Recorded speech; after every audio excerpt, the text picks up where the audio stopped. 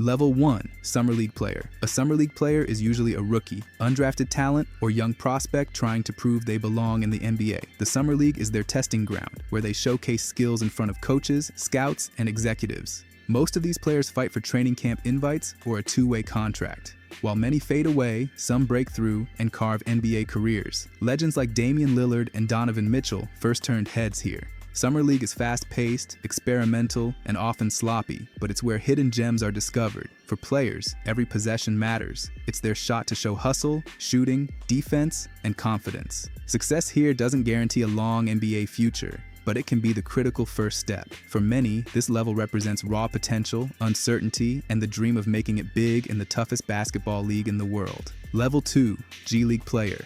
The G League is the NBA's official developmental league, and a G League player is grinding for their big break. Many spend years here, refining skills, improving conditioning, and waiting for a call-up. The competition is intense because everyone is hungry, playing to prove they deserve an NBA roster spot. Salaries are modest compared to the NBA, but the G League provides crucial exposure. Players can develop shooting consistency, learn team systems, and get used to professional travel and schedules. Stars like Pascal Siakam, Fred VanVleet, and Alex Caruso honed their games here before shining on NBA courts. For many, the G League is a test of resilience, balancing setbacks, limited attention, and constant pressure. A few dominate and rise quickly. Others become long-term journeymen or overseas pros. This level shows that the NBA path isn't always glamorous. It requires persistence, sacrifice, and belief in eventually climbing into the big league spotlight. Level 3, two-way player. A two-way player splits time between the NBA and G League, usually younger athletes still developing their game. The contract allows them to play a set number of NBA games while mainly competing in the G League. This role gives players a taste of the NBA lifestyle, traveling with the team, practicing against stars, and playing limited minutes in real games. It's an exciting but pressure-filled position because every NBA appearance is an audition. Some two-way players thrive and earn standard NBA deals, while others fade back into the G League. Examples like Duncan Robinson and Alex Caruso show the value of this path, turning limited roles into major opportunities. For teams, two-way deals are low-risk investments in future talent. For players, it's proof they're on the radar and just one strong performance away from securing a permanent roster spot in the world's top basketball league. Level 4, Garbage Time player. A garbage time player usually enters games when the result is already decided, either in blowout wins or crushing losses. Their role might seem minor, but it's still valuable. They gain NBA floor time, build confidence, and occasionally show flashes of skill. Coaches often use these moments to develop rookies, test bench players, or reward hard-working practice players. For fans, garbage time can be entertaining. Unexpected dunks, wild shots, and younger players hustling with nothing to lose. Some players remain stuck at this level, but others seize these chances and climb the rotation ladder. Stars like Jimmy Butler and Draymond Green once logged garbage time minutes before breaking out. While it's the lowest form of NBA playing time, it's still a step many dream of reaching. Every possession matters, because one great hustle play in garbage time could earn a real role in the future. Level 5, Bench player. Bench player is a full member of the NBA rotation, but doesn't start games. Their role is to provide depth, energy, and reliability whenever called upon. While starters get the spotlight, strong benches often decide playoff success. A skilled bench unit can maintain leads, bring defensive toughness, or change the game's pace. Bench players come in different forms: veteran leaders guiding young teams, sharpshooters stretching defenses, or defensive specialists tasked with slowing stars. Lou Williams and Jamal Crawford are legendary examples who thrived off the bench. Coaches value bench players because they accept roles without ego, staying ready for unpredictable minutes. While fans often overlook them, they are vital for team chemistry and consistency. A bench player might not average big stats, but their contributions, timely scoring, hustle plays, and locker room leadership can make or break a team's success. In the NBA, depth is everything. Level 6, sixth man. The sixth man is the best player who doesn't start but plays starter-level minutes and impacts games heavily off the bench. This role demands versatility, scoring, playmaking, or energizing the team when the starters rest. The sixth man must be instant offense, often guarding multiple positions or sparking comebacks. Lou Williams, Jamal Crawford, and Manu Ginobili are iconic examples, turning this role into an art form. While not in the starting lineup, many sixth men finish games because of their clutch abilities. The NBA even has a Sixth Man of the Year award to honor these difference makers. Being a sixth man requires humility and selflessness, embracing a role that values team success over personal spotlight. At this level, a player is already respected league-wide, capable of flipping the momentum of games, and often considered a hidden engine powering a team's long-term playoff success. Level 7. Glue guy. A glue guy isn't necessarily the most talented, but they're vital to team chemistry and winning culture. They do the dirty work: defense, hustle, communication, and leadership that doesn't always show in stats. Coaches love glue guys because they hold teammates accountable, set screens, dive for loose balls, and sacrifice personal numbers for team goals. Draymond Green, Shane Battier, and Marcus Smart are modern examples. Fans might underestimate them, but teammates know their importance. Without glue, stars can't shine consistently. A glue guy can calm the locker room, lift morale, and set an emotional tone in high-pressure moments. They thrive on intangibles, toughness, IQ, and unselfishness. This role embodies the saying, "Not all heroes wear capes." Glue guys often stay in the league for years, even if they never average double-digit points. Their legacy lies in being the backbone of championship-caliber rosters and making teams function smoothly.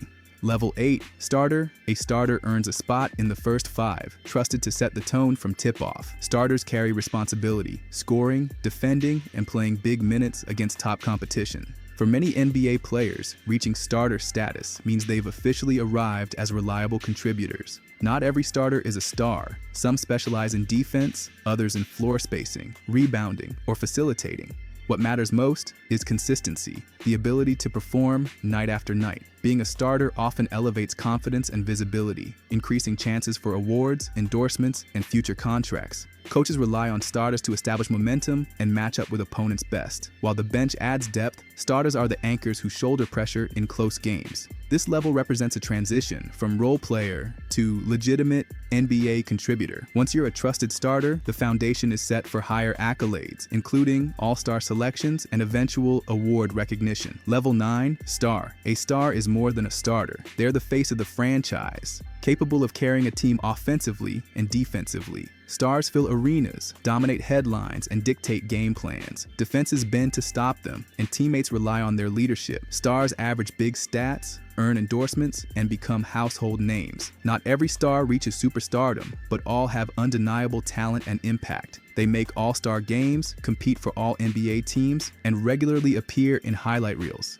Stars can change a franchise's trajectory, bringing hope and playoff appearances. However, being a star comes with scrutiny, criticism when losing, expectations of clutch performances, and constant comparisons to peers. Many players spend their whole careers chasing this level. Stars are remembered for both individual brilliance and how far they lead teams. For fans, stars are the reason to buy tickets. They create unforgettable moments that define seasons and rivalries. Level 10. Most Improved Player, MIP. The Most Improved Player award honors someone who made a huge leap in performance compared to previous seasons. It recognizes hard work, development, and dedication behind the scenes. MIP winners often jump from role players to borderline stars, shocking fans with newfound skills or confidence. Examples include Pascal Siakam, Julius Randle, and Ja Morant, all who elevated their games dramatically. This level highlights one of the NBA's most inspiring narratives: players who weren't expected to shine suddenly becoming franchise cornerstones. Winning MIP proves that growth isn't linear. It requires grinding in the offseason, polishing weaknesses, and seizing opportunities. Sometimes it's a breakout scoring season, other times improved defense or playmaking. For many, it's the first big accolade validating their potential. While MVP celebrates greatness, MIP celebrates transformation. At this level, a player shows they can rise above expectations and start climbing toward stardom. Level 11. All-Star Reserve. An All-Star Reserve is chosen by coaches for their strong impact, even if not as flashy as starters. They provide scoring, defense, or leadership that earns league-wide respect.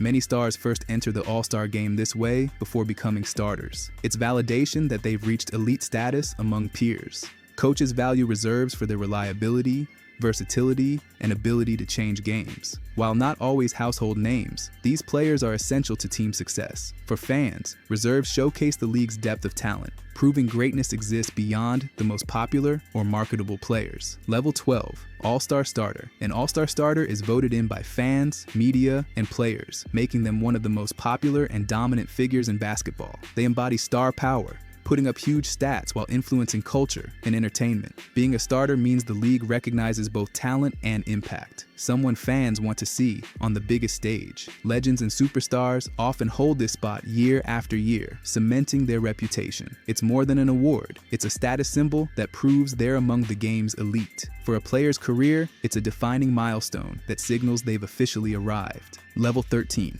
Assist Champ. The assist champ leads the league in assists per game, proving mastery as a playmaker. These players elevate teammates, control tempo, and create easy baskets. Being an assist champ requires high IQ, vision, and unselfishness. Point guards often claim this crown, but it's about more than passing. It's about orchestrating an entire offense. Magic Johnson, Steve Nash, and Chris Paul are legendary examples. Modern leaders like James Harden and Trae Young showcase creativity and flair. This title symbolizes basketball's essence, teamwork. The assist champ isn't always the leading scorer, but they make everyone around them better and keep offenses flowing. Level 14, Scoring Champ. The scoring champ is the league's top points per game leader, representing offensive dominance. This player is nearly unstoppable, often requiring double teams and creative defensive schemes. Winning a scoring title means consistency, volume, and efficiency over an 82-game season. Legends like Michael Jordan, Allen Iverson, and Kevin Durant defined eras with scoring crowns. It's a flashy accolade that excites fans and headlines, but demands relentless effort. While scoring alone doesn't guarantee championships, it proves individual brilliance. Opponents fear scoring champs because they can erupt on any night. This title cements a player as one of the game's most dangerous offensive weapons. Level 15, DPOY, Defensive Player of the Year. The DPOY honors the league's best defender, someone who changes games without needing to score. These players anchor defenses, block shots, grab steals, and intimidate opponents. It takes energy, toughness, and discipline to dominate defensively every night. Legends like Dikembe Mutombo, Ben Wallace, and Kawhi Leonard set the standard. More recently, Rudy Gobert and Draymond Green have carried the torch. Defense isn't glamorous, but winning DPOY shows complete mastery of basketball's hardest responsibility, stopping elite scorers. A DPOY can alter playoff series by neutralizing stars. It's the ultimate recognition for sacrifice, effort, and defensive excellence at the highest level. Level 16, All-NBA Third Team.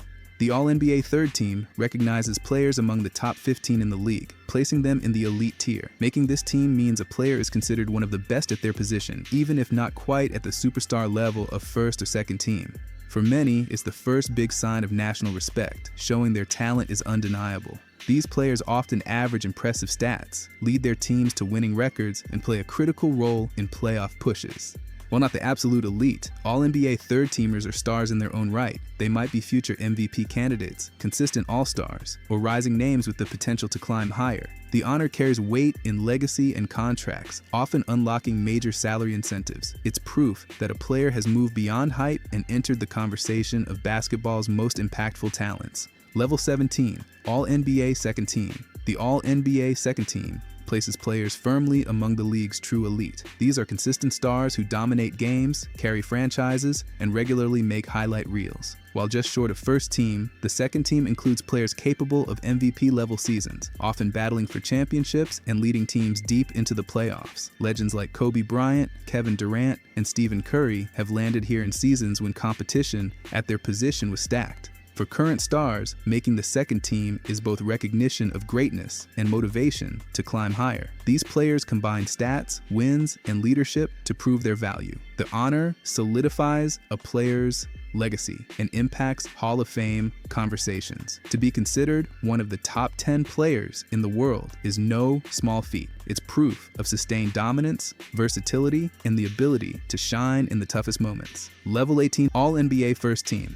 The All-NBA First Team is one of basketball's highest honors, reserved for the absolute best players at each position in a given season. These players are usually MVP candidates, leaders of playoff contenders, and faces of the league. Earning this selection means you weren't just great, you were elite among elites. Michael Jordan, LeBron James, and Tim Duncan have multiple first-team nods. cementing their legacies as generational superstars. Being named to the first team means you dominated statistically, carried your squad, and stood out against fierce competition. It's not just about scoring. Defense, playmaking, and leadership matter too. This level reflects total excellence across the board. For players, each first-team selection becomes a permanent part of their Hall of Fame resume. Few achievements prove a player's greatness more than consistently being recognized as one of the top 5 players in the entire NBA. Level 19. MVP candidate. An MVP candidate is a player performing at such a high level that they're in the conversation for the league's most prestigious individual award. These athletes dominate statistically, lead their teams to top records, and consistently produce highlight-worthy moments. Even if they don't win, being an MVP candidate elevates a player's status, proving they are among the absolute best in the game. Players like Joel Embiid, Luka Doncic, and Giannis Antetokounmpo have all spent seasons in this category, carrying massive expectations. Candidates face enormous pressure. Every game is analyzed, every mistake magnified. But with that pressure comes respect, recognition, and influence over the entire league.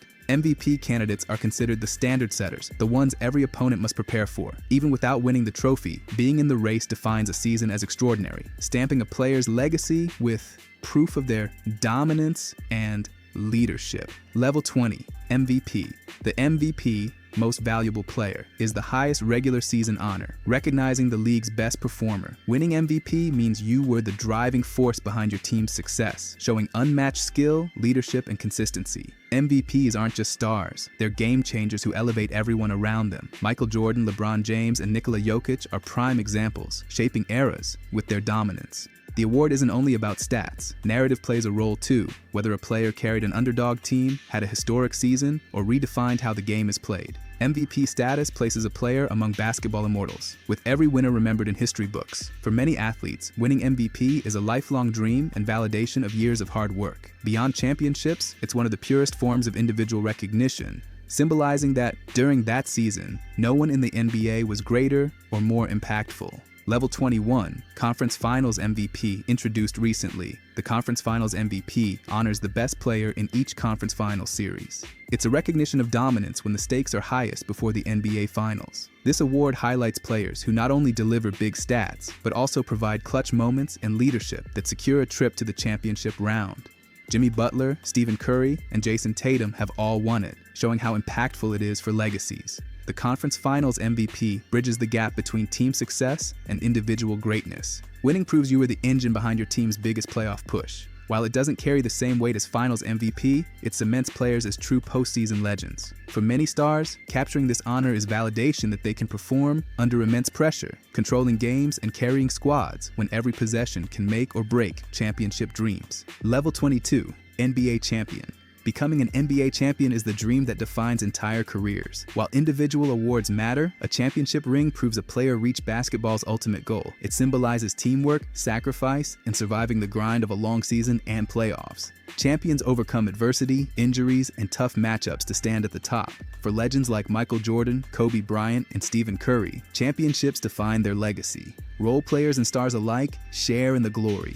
Every contribution counts. Some athletes pile up rings, while others chase a single title their whole careers. The moment of raising the Larry O'Brien Trophy is unmatched in sports, representing the peak of collective achievement. No matter how great a player's individual accolades are, championships often weigh the most in debates about greatness. This level cements a player's place in history, forever remembered as part of a team that conquered the NBA.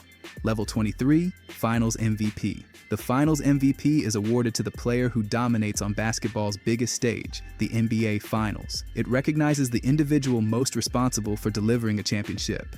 Legends like Michael Jordan, LeBron James, Shaquille O'Neal, and Kawhi Leonard have built their legacies around Finals MVP performances. Winning requires more than stats. It's about leadership, clutch plays, and refusing to fold under immense pressure. Finals MVPs create iconic moments that live forever. Game-winning shots, defensive stops, or historic scoring runs. While rings prove team success, the Finals MVP identifies who truly rose above all. For players, it's one of the greatest career-defining honors, cementing their name in NBA lore. Not every champion wins it, but those who do are remembered as the heart and soul of their team's victory.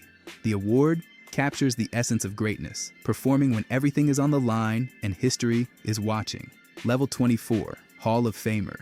The Hall of Fame is the ultimate recognition of a player's lifetime contributions to basketball.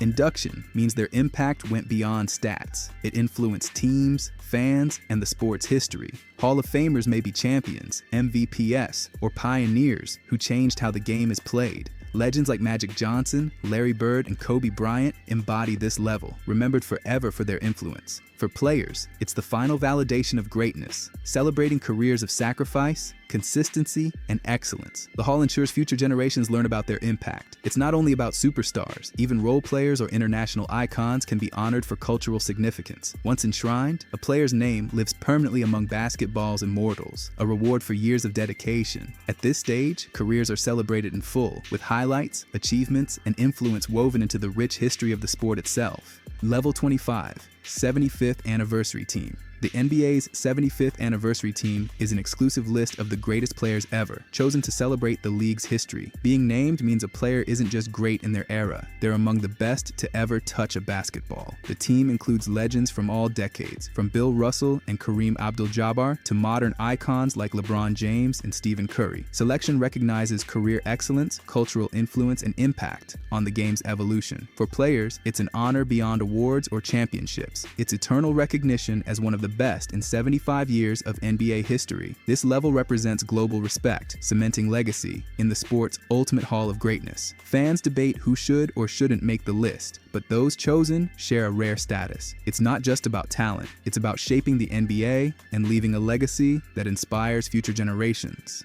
Level 26, Franchise GOAT. A franchise GOAT, greatest of all time, is the single player most associated with a team's history and success. They define eras, hold records, and embody the team's identity.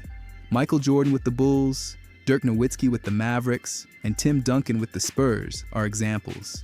These players not only lead their franchises to glory, but also create lifelong fan loyalty.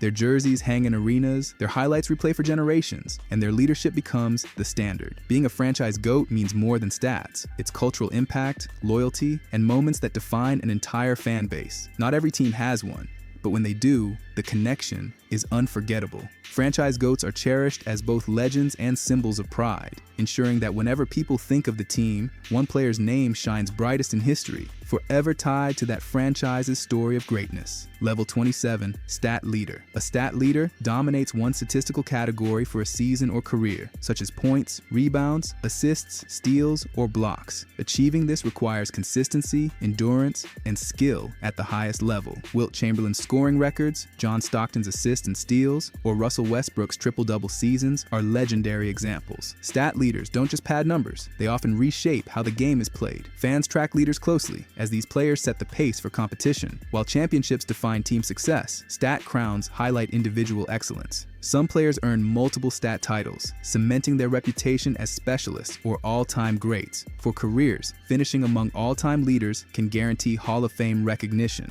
This level symbolizes complete mastery of a skill, proving dominance in measurable ways. Stat leaders etch their names into history books, ensuring their achievements will be cited, celebrated, and respected for generations to come.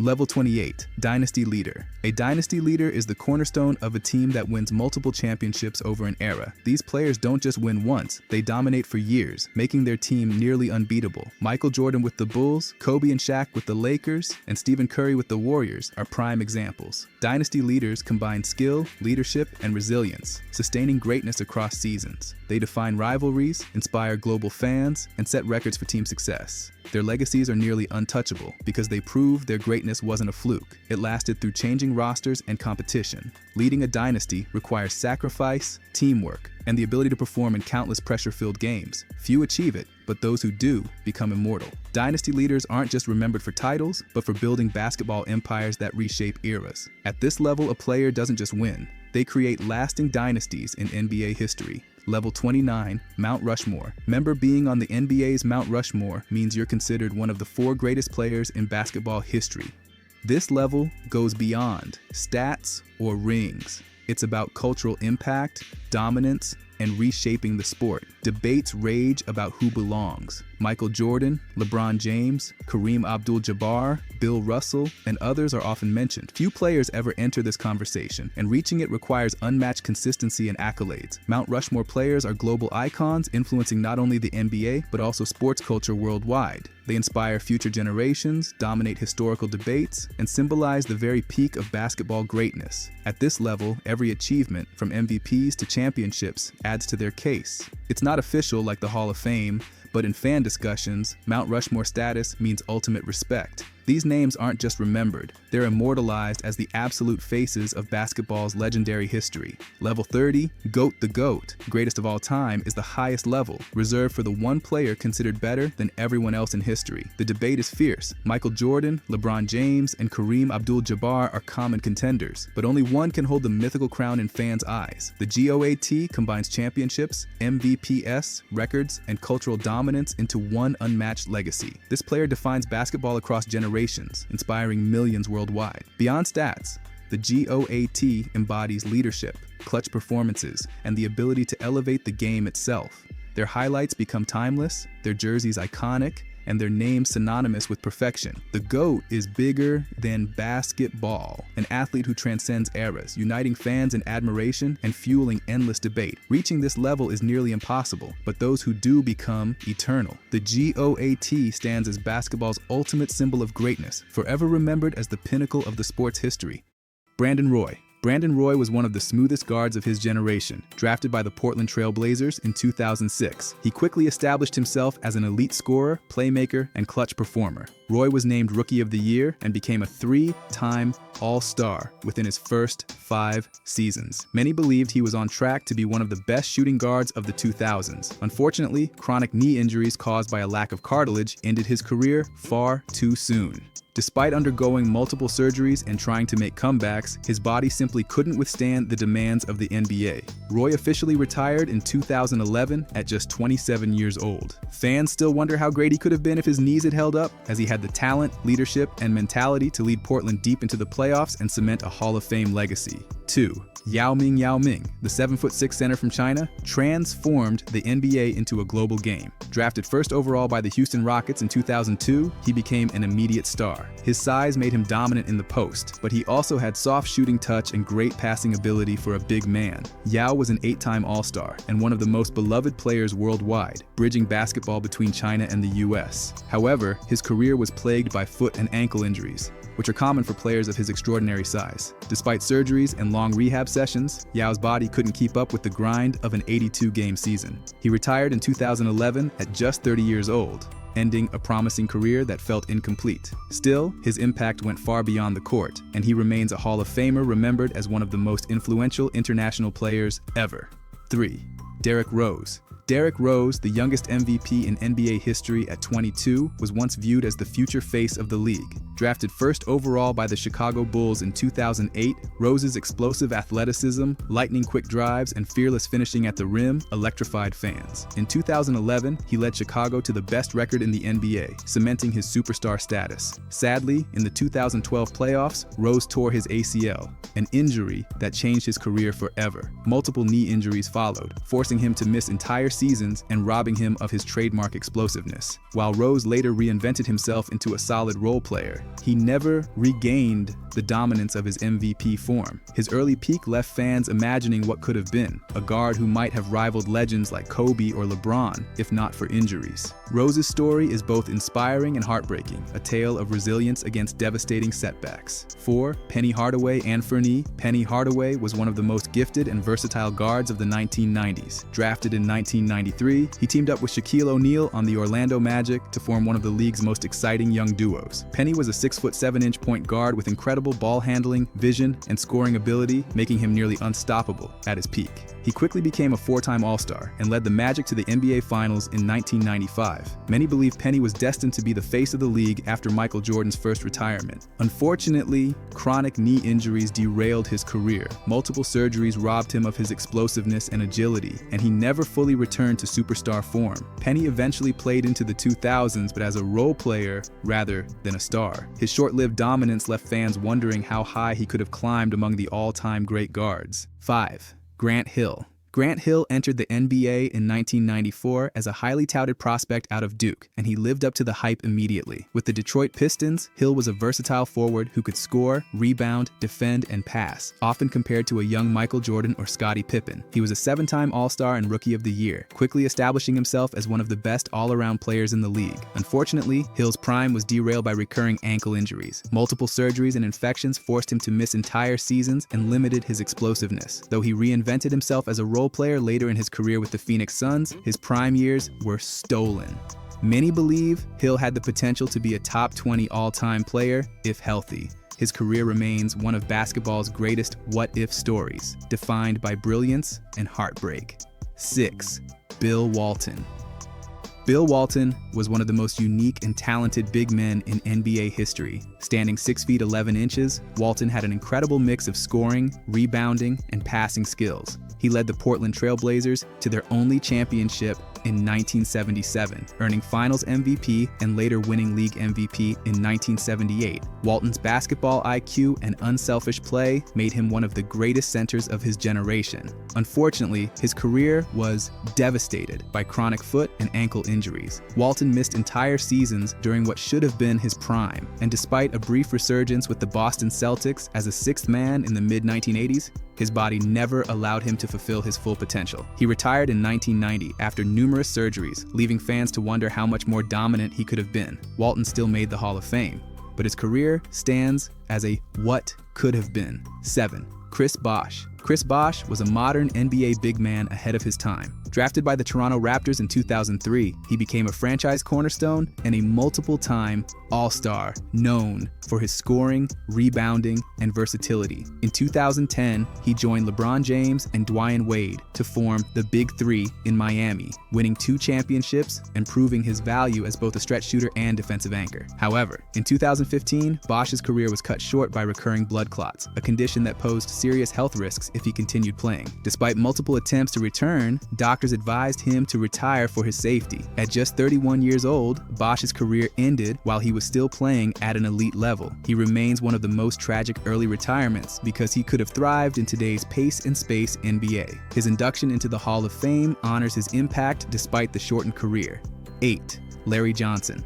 Larry Johnson, nicknamed Grandmama, was one of the most exciting power forwards of the 1990s. Drafted first overall in 1991 by the Charlotte Hornets, he made an immediate impact with his strength, rebounding, and scoring ability. Johnson was Rookie of the Year and later became a 2-time All-Star, forming a dynamic duo with Alonzo Mourning. Known for his charisma and highlight plays, Johnson seemed destined for a long and dominant career. Unfortunately, chronic back problems severely limited his explosiveness and mobility. By his late 20s, he had to completely change his game, relying more on perimeter shooting rather than the athletic drives that made him a star. Although he contributed to the New York Knicks' 1999 Finals run, he was never the same player. Johnson retired in 2001 at just 31 years old, leaving fans wondering what he might have achieved without his back issues cutting his career short. 9. Andrew Bynum. Andrew Bynum was once considered the future of the Los Angeles Lakers front court. Drafted straight out of high school in 2005, he developed into an all-star center by the early 2000s. At 7 feet tall with skill in the post,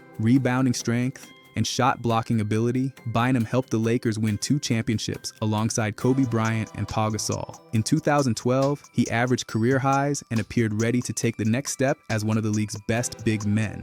However, knee injuries derailed his career soon after. A disastrous stint with the Philadelphia 76ers, where he never played a single game due to injury, marked the beginning of the end. Attempts to revive his career with the Cavaliers and Pacers also failed. By 26, Bynum was out of the NBA. His combination of youth, size, and early success makes his decline one of the most disappointing in modern NBA history. 10. Arvydas Sabonis. Arvydas Sabonis is often remembered as one of the greatest international players to never reach his full potential in the NBA. A 7 feet 3 inches Lithuanian center, Sabonis had an incredible combination of size, skill, passing, and shooting ability. Many consider him one of the most talented big men ever. Unfortunately, due to injuries and restrictions during the Soviet era, he didn't join the Portland Trail Blazers until 1995, when he was already 31 and past his physical prime. Despite this, Sabonis was still highly effective, using his intelligence and skills to outplay younger opponents. Yet fans never got to see him at his peak, when he was dominating international competition in the 1980s. Chronic knee and Achilles injuries further limited his time in the NBA, and he retired in 2003. While he is rightfully in the Hall of Fame, his NBA career will always feel incomplete due to lost prime years. 11. Shawn Kemp. Shawn Kemp, known as the Rain Man, was one of the most electrifying players of the 1990s. Playing primarily for the Seattle Supersonics, Kemp was a high-flying power forward, famous for his thunderous dunks, athleticism, and energy. He made 6 All-Star teams and helped lead Seattle to the 1996 NBA Finals, alongside Gary Payton. At his peak, Kemp was nearly unstoppable, averaging double-doubles and putting fear into defenders with his power and flair. However, his career declined earlier than expected due to off-court issues, weight problems, and struggles with conditioning. After being traded to Cleveland in 1997, he never regained his Seattle dominance. Though he still contributed solid numbers, his explosiveness faded quickly. Kemp retired in 2003 at just 33 years old, leaving fans wondering what could have been if he maintained his conditioning and focus. Despite his shortened peak, Kemp remains one of the most iconic dunkers in NBA history. 12. Jay Williams. Jay Williams was a highly touted college star at Duke University, winning the Naismith Award and leading the Blue Devils to a national championship in 2001. Drafted 2nd overall by the Chicago Bulls in 2002, he had all the tools to become a franchise point guard: speed, scoring ability, and leadership. In his rookie season, Williams showed flashes of brilliance, including a triple-double against Jason Kidd's Nets. However, his promising career ended abruptly in 2003 when he suffered a devastating motorcycle accident, violating his NBA contract. The crash caused severe injuries to his leg and pelvis, leaving him unable to play professionally again. Williams attempted comebacks but never regained his physical abilities. By 22, his NBA career was effectively over. Though tragic, Williams rebuilt his life, becoming a successful broadcaster and motivational speaker. His story remains one of the most heartbreaking cases of wasted potential in NBA history. 13. Len Bias. Len Bias is one of the greatest what-if stories in sports history. A dominant forward at the University of Maryland, Bias was seen as the closest thing to Michael Jordan when he entered the 1986 NBA draft. The Boston Celtics selected him with the 2nd overall pick, envisioning him as the heir to Larry Bird and the key to extending their dynasty. Bias had incredible athleticism, scoring ability, and defensive potential, with many believing he could have been a future Hall of Famer. Tragically, just 2 days after the draft, Bias died of a cocaine overdose, never playing a single NBA game. His death shocked the sports world and had a profound impact, even leading to stricter drug laws in the US. For the Celtics, it marked a turning point, as their future without Bias quickly dimmed. His untimely death remains one of the NBA's saddest stories. 14. Reggie Lewis. Reggie Lewis was a rising star for the Boston Celtics in the late 1980s and early 1990s. Drafted in 1987, he quickly developed into the team's best player after the decline of Larry Bird, Kevin McHale, and Robert Parrish. Lewis was a smooth scorer, underrated defender, and team leader, making his first All-Star appearance in 1992. At just 27, he was expected to carry the Celtics into a new era. Tragically, Lewis collapsed during a playoff game in 1993 due to a heart condition known as hypertrophic cardiomyopathy. He briefly attempted a comeback, but later died during an off-season practice, shocking the basketball world. His death left a huge void in Boston and robbed the league of a player who could have been a perennial all-star. Lewis's jersey was retired by the Celtics, and he is remembered as one of the most promising careers cut far too short. 15. Maurice Stokes.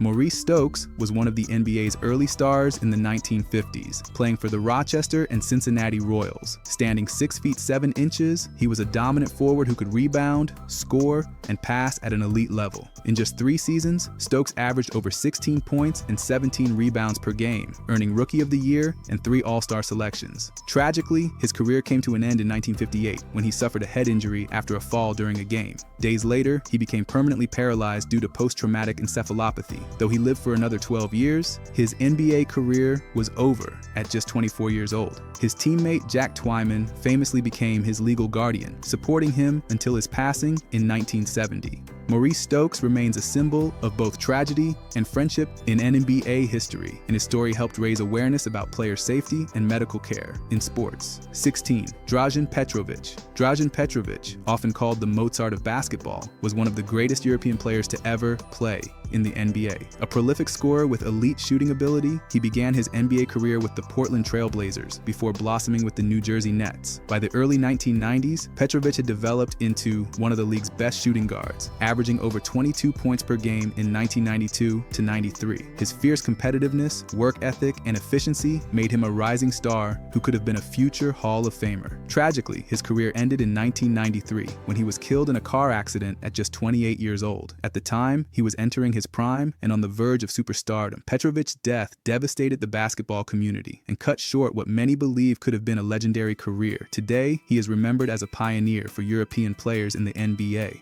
17. Michael Jordan, first and second retirements. Michael Jordan is widely regarded as the greatest basketball player of all time, but even he retired too early, twice. After leading the Chicago Bulls to 3 consecutive championships from 1991 to 1993, Jordan shocked the world by retiring at 30 to pursue a baseball career following his father's tragic death. Though he returned in 1995 and led the Bulls to another three-peat, he retired again in 1999 while still at the top of his game. Many believe Jordan could have extended Chicago's dynasty had he continued. He eventually returned once more with the Washington Wizards, 2001 to 2003. But those years weren't at the same level. Jordan's early retirements leave fans debating how many championships and records he could have achieved had he played continuously through the 1990s. While his legacy is unmatched, the what if of Jordan's missing prime years remains one of the NBA's most fascinating questions. 18. Bob Cousy. Bob Cousy, nicknamed the Houdini of the hardwood, was one of the NBA's earliest superstars and a key figure in popularizing flashy ball handling and playmaking. Playing for the Boston Celtics in the 1950s and early 1960s, Cousy helped transform the game with his no-look passes, dribbling flair, and leadership. He won 6 championships alongside Bill Russell and was a 13-time All-Star. However, Cousy retired in 1963 at the age of 34, while still an effective player and team leader.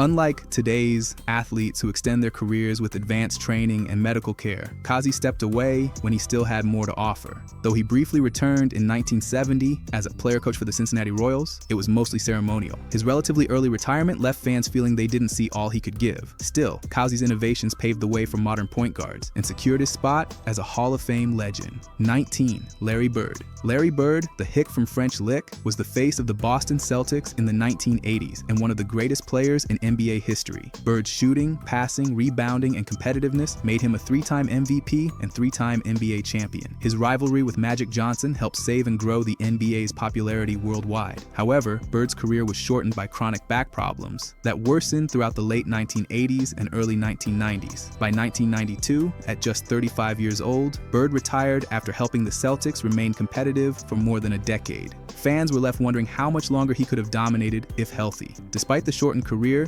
Bird still accomplished more than most legends, but his premature exit robbed fans of seeing him extend Boston's success into the 1990s. His story remains an example of greatness, cut short by the toll of injuries. 20. Magic Johnson.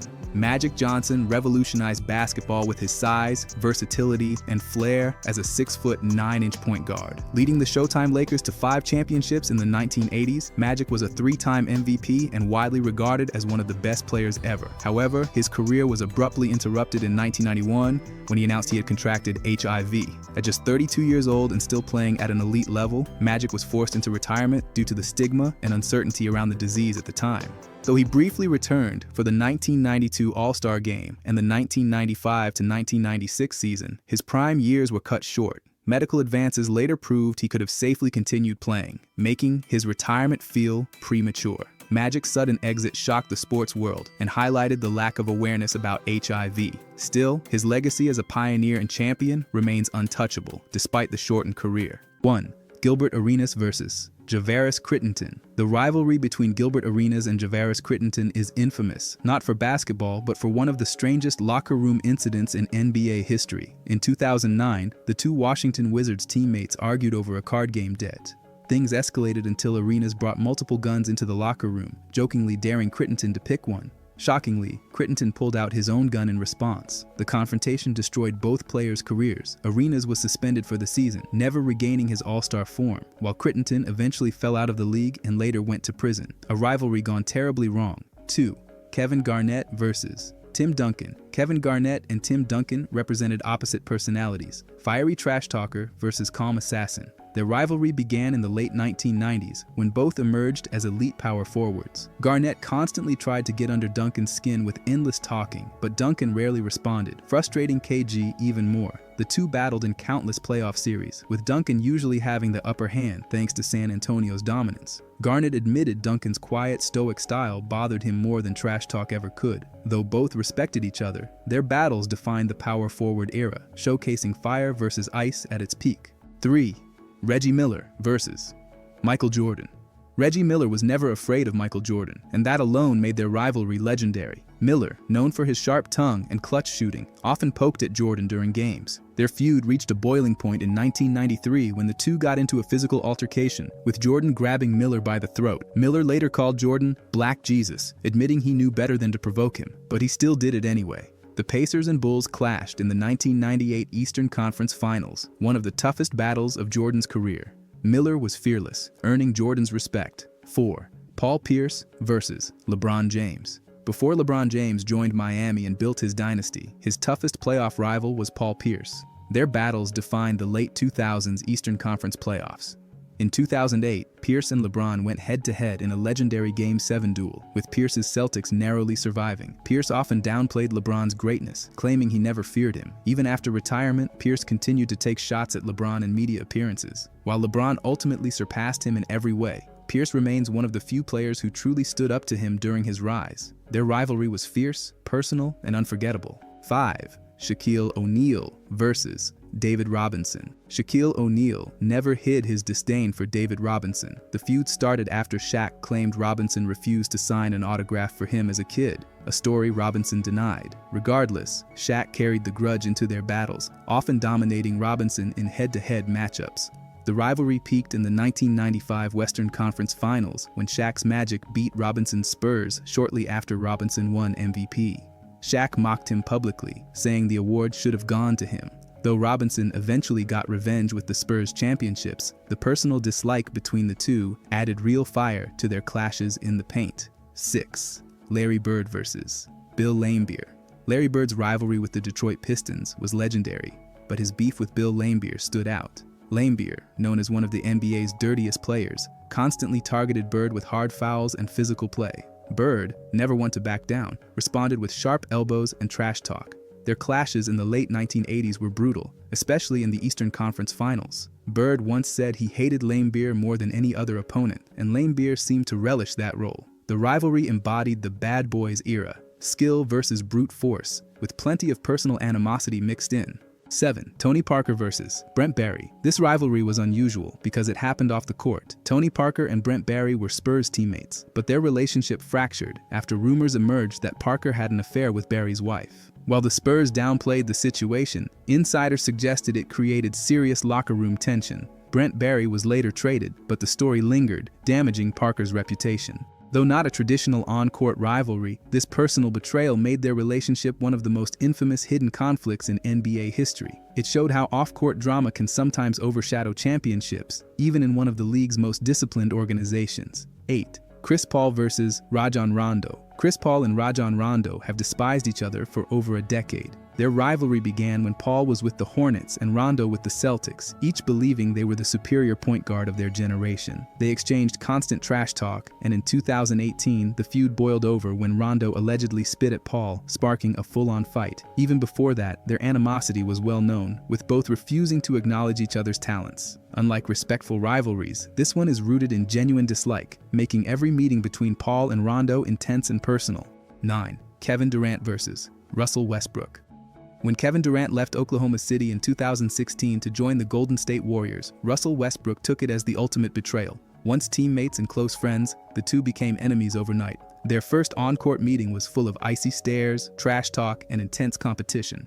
Westbrook famously ignored Durant during the 2017 All-Star Game, while KD downplayed the feud publicly. Their rivalry symbolized loyalty versus ambition, as Westbrook stayed with the Thunder while Durant chased championships. Though time has cooled things, their breakup remains one of the most dramatic teammate fallouts in NBA history. 10.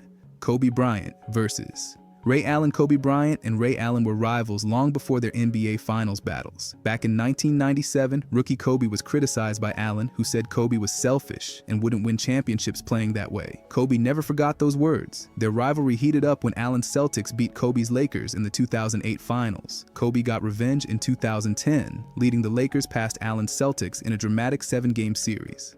While Allen respected Kobe's work ethic, their competitive tension lasted for years. It was a rivalry built on sharp words, fierce finals matchups, and mutual determination to prove greatness. 11. Alonzo Mourning versus Larry Johnson. Alonzo Mourning and Larry Johnson were once teammates in Charlotte, forming a powerful frontcourt duo. But after Mourning was traded to Miami in 1995, bad blood quickly developed. Their rivalry peaked in the late 1990s during intense Knicks-Heat playoff battles, when Johnson was with New York and Mourning anchored Miami. Fights broke out, and the two even threw punches at each other in one infamous brawl. What made it so fascinating was that they had once been close teammates. Instead of building a dynasty together, they turned into bitter enemies, each trying to prove who was the real star. 12. Karl Malone versus Isaiah Thomas. Karl Malone and Isaiah Thomas's rivalry stemmed from one violent moment. In 1991, Malone delivered one of the dirtiest elbows in NBA history, striking Thomas in the face and requiring over 40 stitches. Thomas never forgave Malone, accusing him of trying to end his career. Their tension carried over into All-Star selections and Dream Team discussions, with Isaiah believing Malone played a role in keeping him off the 1992 Olympic team. Though Malone insisted it wasn't personal, the rivalry became symbolic of the physical and political battles of the era. For Thomas, the wound was both physical and emotional. 13. Draymond Green versus Jordan Poole. Draymond Green and Jordan Poole's rivalry shocked the NBA world when it became public in 2022. During a Warriors practice, Green punched Poole in the face, and the video leaked, showing just how fractured their relationship was. Rumors suggested tension had been building for months, with Poole's confidence and trash talk clashing with Green's fiery leadership style. While they played together for another season, the incident never truly healed, and Poole was eventually traded. This wasn't just a fight, it was a hidden rivalry within a dynasty, showing how internal conflict can fracture even championship teams. 14. Carmelo Anthony versus Kevin Garnett. In 2013, Carmelo Anthony and Kevin Garnett got into one of the most bizarre rivalries ever. It started when Garnett, known for ruthless trash talk, allegedly told Melo that his wife tasted like Honey Nut Cheerios. Anthony was furious, confronting Garnett during the game and later waiting for him by the Celtics team bus. While Melo downplayed it afterward, the story became NBA legend. Garnett thrived on psychological warfare, and Melo, usually composed, finally cracked. The Cheerios incident became symbolic of how personal trash talk can turn a regular matchup into a heated, unforgettable rivalry. 15. Dwight Howard versus Shaquille O'Neal. When Dwight Howard emerged as the league's dominant young center, Shaquille O'Neal took offense to him adopting the nickname Superman. What could have been a mentor-mentee relationship instead became a petty rivalry. Shaq constantly mocked Howard's skills, claiming he wasn't tough enough to be a true dominant big man. Howard, meanwhile, tried to downplay the beef, but admitted Shaq's comments bothered him. Their feud highlighted Shaq's unwillingness to pass the torch and Howard's struggle to establish his own identity. Though both had Hall of Fame-level talent, their rivalry became a running joke and a missed opportunity for respect. 16. Manu Ginobili versus James Harden. Manu Ginobili and James Harden developed a subtle rivalry built on style clashes. Both were left-handed, crafty scorers known for drawing fouls and selling contact. But fans and analysts often compared Harden's flopping to Ginobili's earlier tricks, sparking debates over who perfected the art. Their rivalry peaked in the 2017 playoffs when Ginobili, at age 39, blocked Harden's potential game-winning shot in overtime, sealing a Spurs victory. It was a symbolic passing of the torch moment, the veteran outsmarting the younger star. While not rooted in hatred, the rivalry showed how similar playing styles can create natural tension between generations. 17. Patrick Beverley versus Russell Westbrook. Patrick Beverley and Russell Westbrook's rivalry is one of the league's longest running.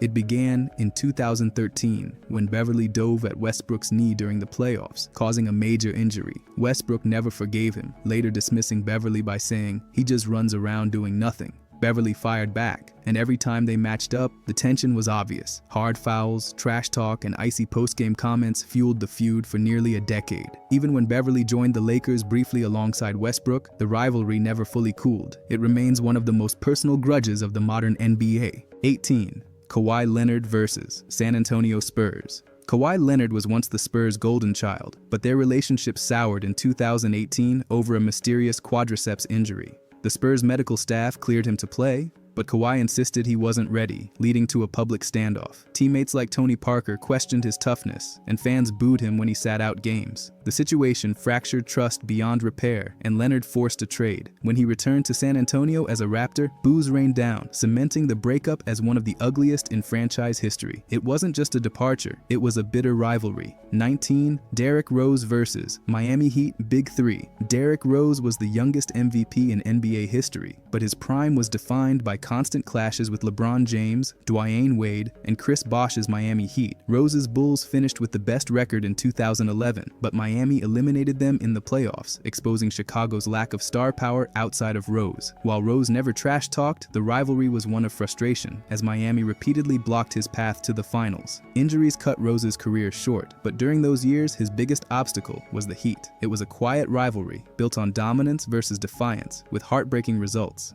20. Allen Iverson vs. Ray Allen. Allen Iverson and Ray Allen's rivalry began in college, when Iverson's Georgetown faced Ray's UConn in unforgettable battles. That tension carried into the NBA, especially during the 2001 Eastern Conference Finals, when Iverson's 76ers faced Allen's Bucks. Both played with chips on their shoulders, and the series was filled with verbal jabs and complaints about refereeing. Allen later accused Iverson of getting star treatment, while Iverson never backed down from the comparisons. Though both became legends in different ways, their careers were forever linked by those clashes. It was a rivalry of two shooting guards chasing the same spotlight.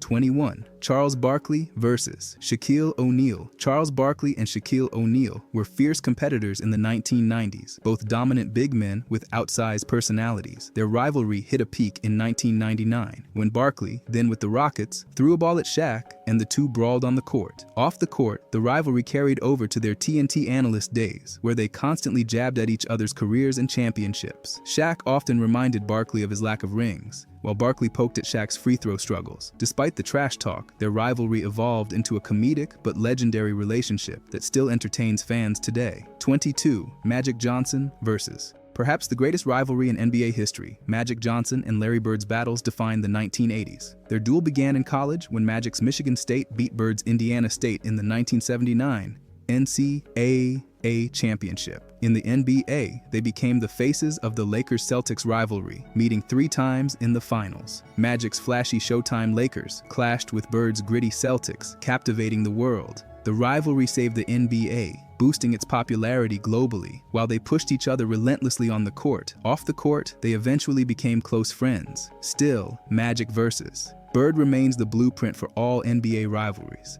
23. Michael Jordan vs. Isaiah Thomas. Michael Jordan and Isaiah Thomas had one of the most bitter rivalries ever. The bad boy Pistons repeatedly knocked Jordan's Bulls out of the playoffs in the late 80s with their infamous Jordan Rules defense. When Chicago finally broke through in 1991, Thomas and the Pistons refused to shake hands after losing. The animosity deepened when Jordan allegedly played a role in keeping Isaiah off the 1992 Dream Team. Despite Thomas's Hall of Fame career, the shadow of this rivalry has always lingered. It was more than basketball. It was personal, filled with grudges, disrespect, and lasting bitterness. 24. Hakeem Olajuwon vs. Patrick Ewing. Hakeem Olajuwon and Patrick Ewing were two of the best centers of the 1990s, and their rivalry culminated in the 1994 NBA Finals. Both men were defensive anchors and skilled scorers, but Olajuwon consistently got the better of Ewing. In the finals, Hakeem's Rockets defeated Ewing's Knicks in 7 games, cementing his status as the superior big man.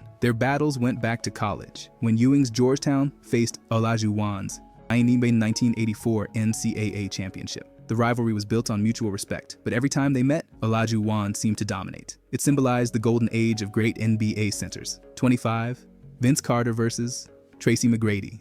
Vince Carter and Tracy McGrady were cousins and once teammates in Toronto, but their relationship turned into a rivalry after McGrady left to become a star in Orlando. Fans constantly compared the two, Carter for his breathtaking dunks and McGrady for his smooth scoring ability. While both were elite talents, their careers became linked through what-if questions about what they could have achieved together. Carter felt betrayed by McGrady's departure, while McGrady wanted to prove he could be the alpha. Their rivalry was more about comparison than hatred, but it fueled debates about who was truly better. 26. Wilt Chamberlain vs. Bill Russell. The rivalry between Wilt Chamberlain and Bill Russell remains legendary. Wilt was the unstoppable statistical monster, while Russell was the ultimate winner, capturing 11 championships. Their matchups in the 1960s defined an era, with Russell's Celtics repeatedly denying Wilt's teams in the playoffs. Wilt once scored 100 points in a game, but Russell always reminded him that rings mattered more.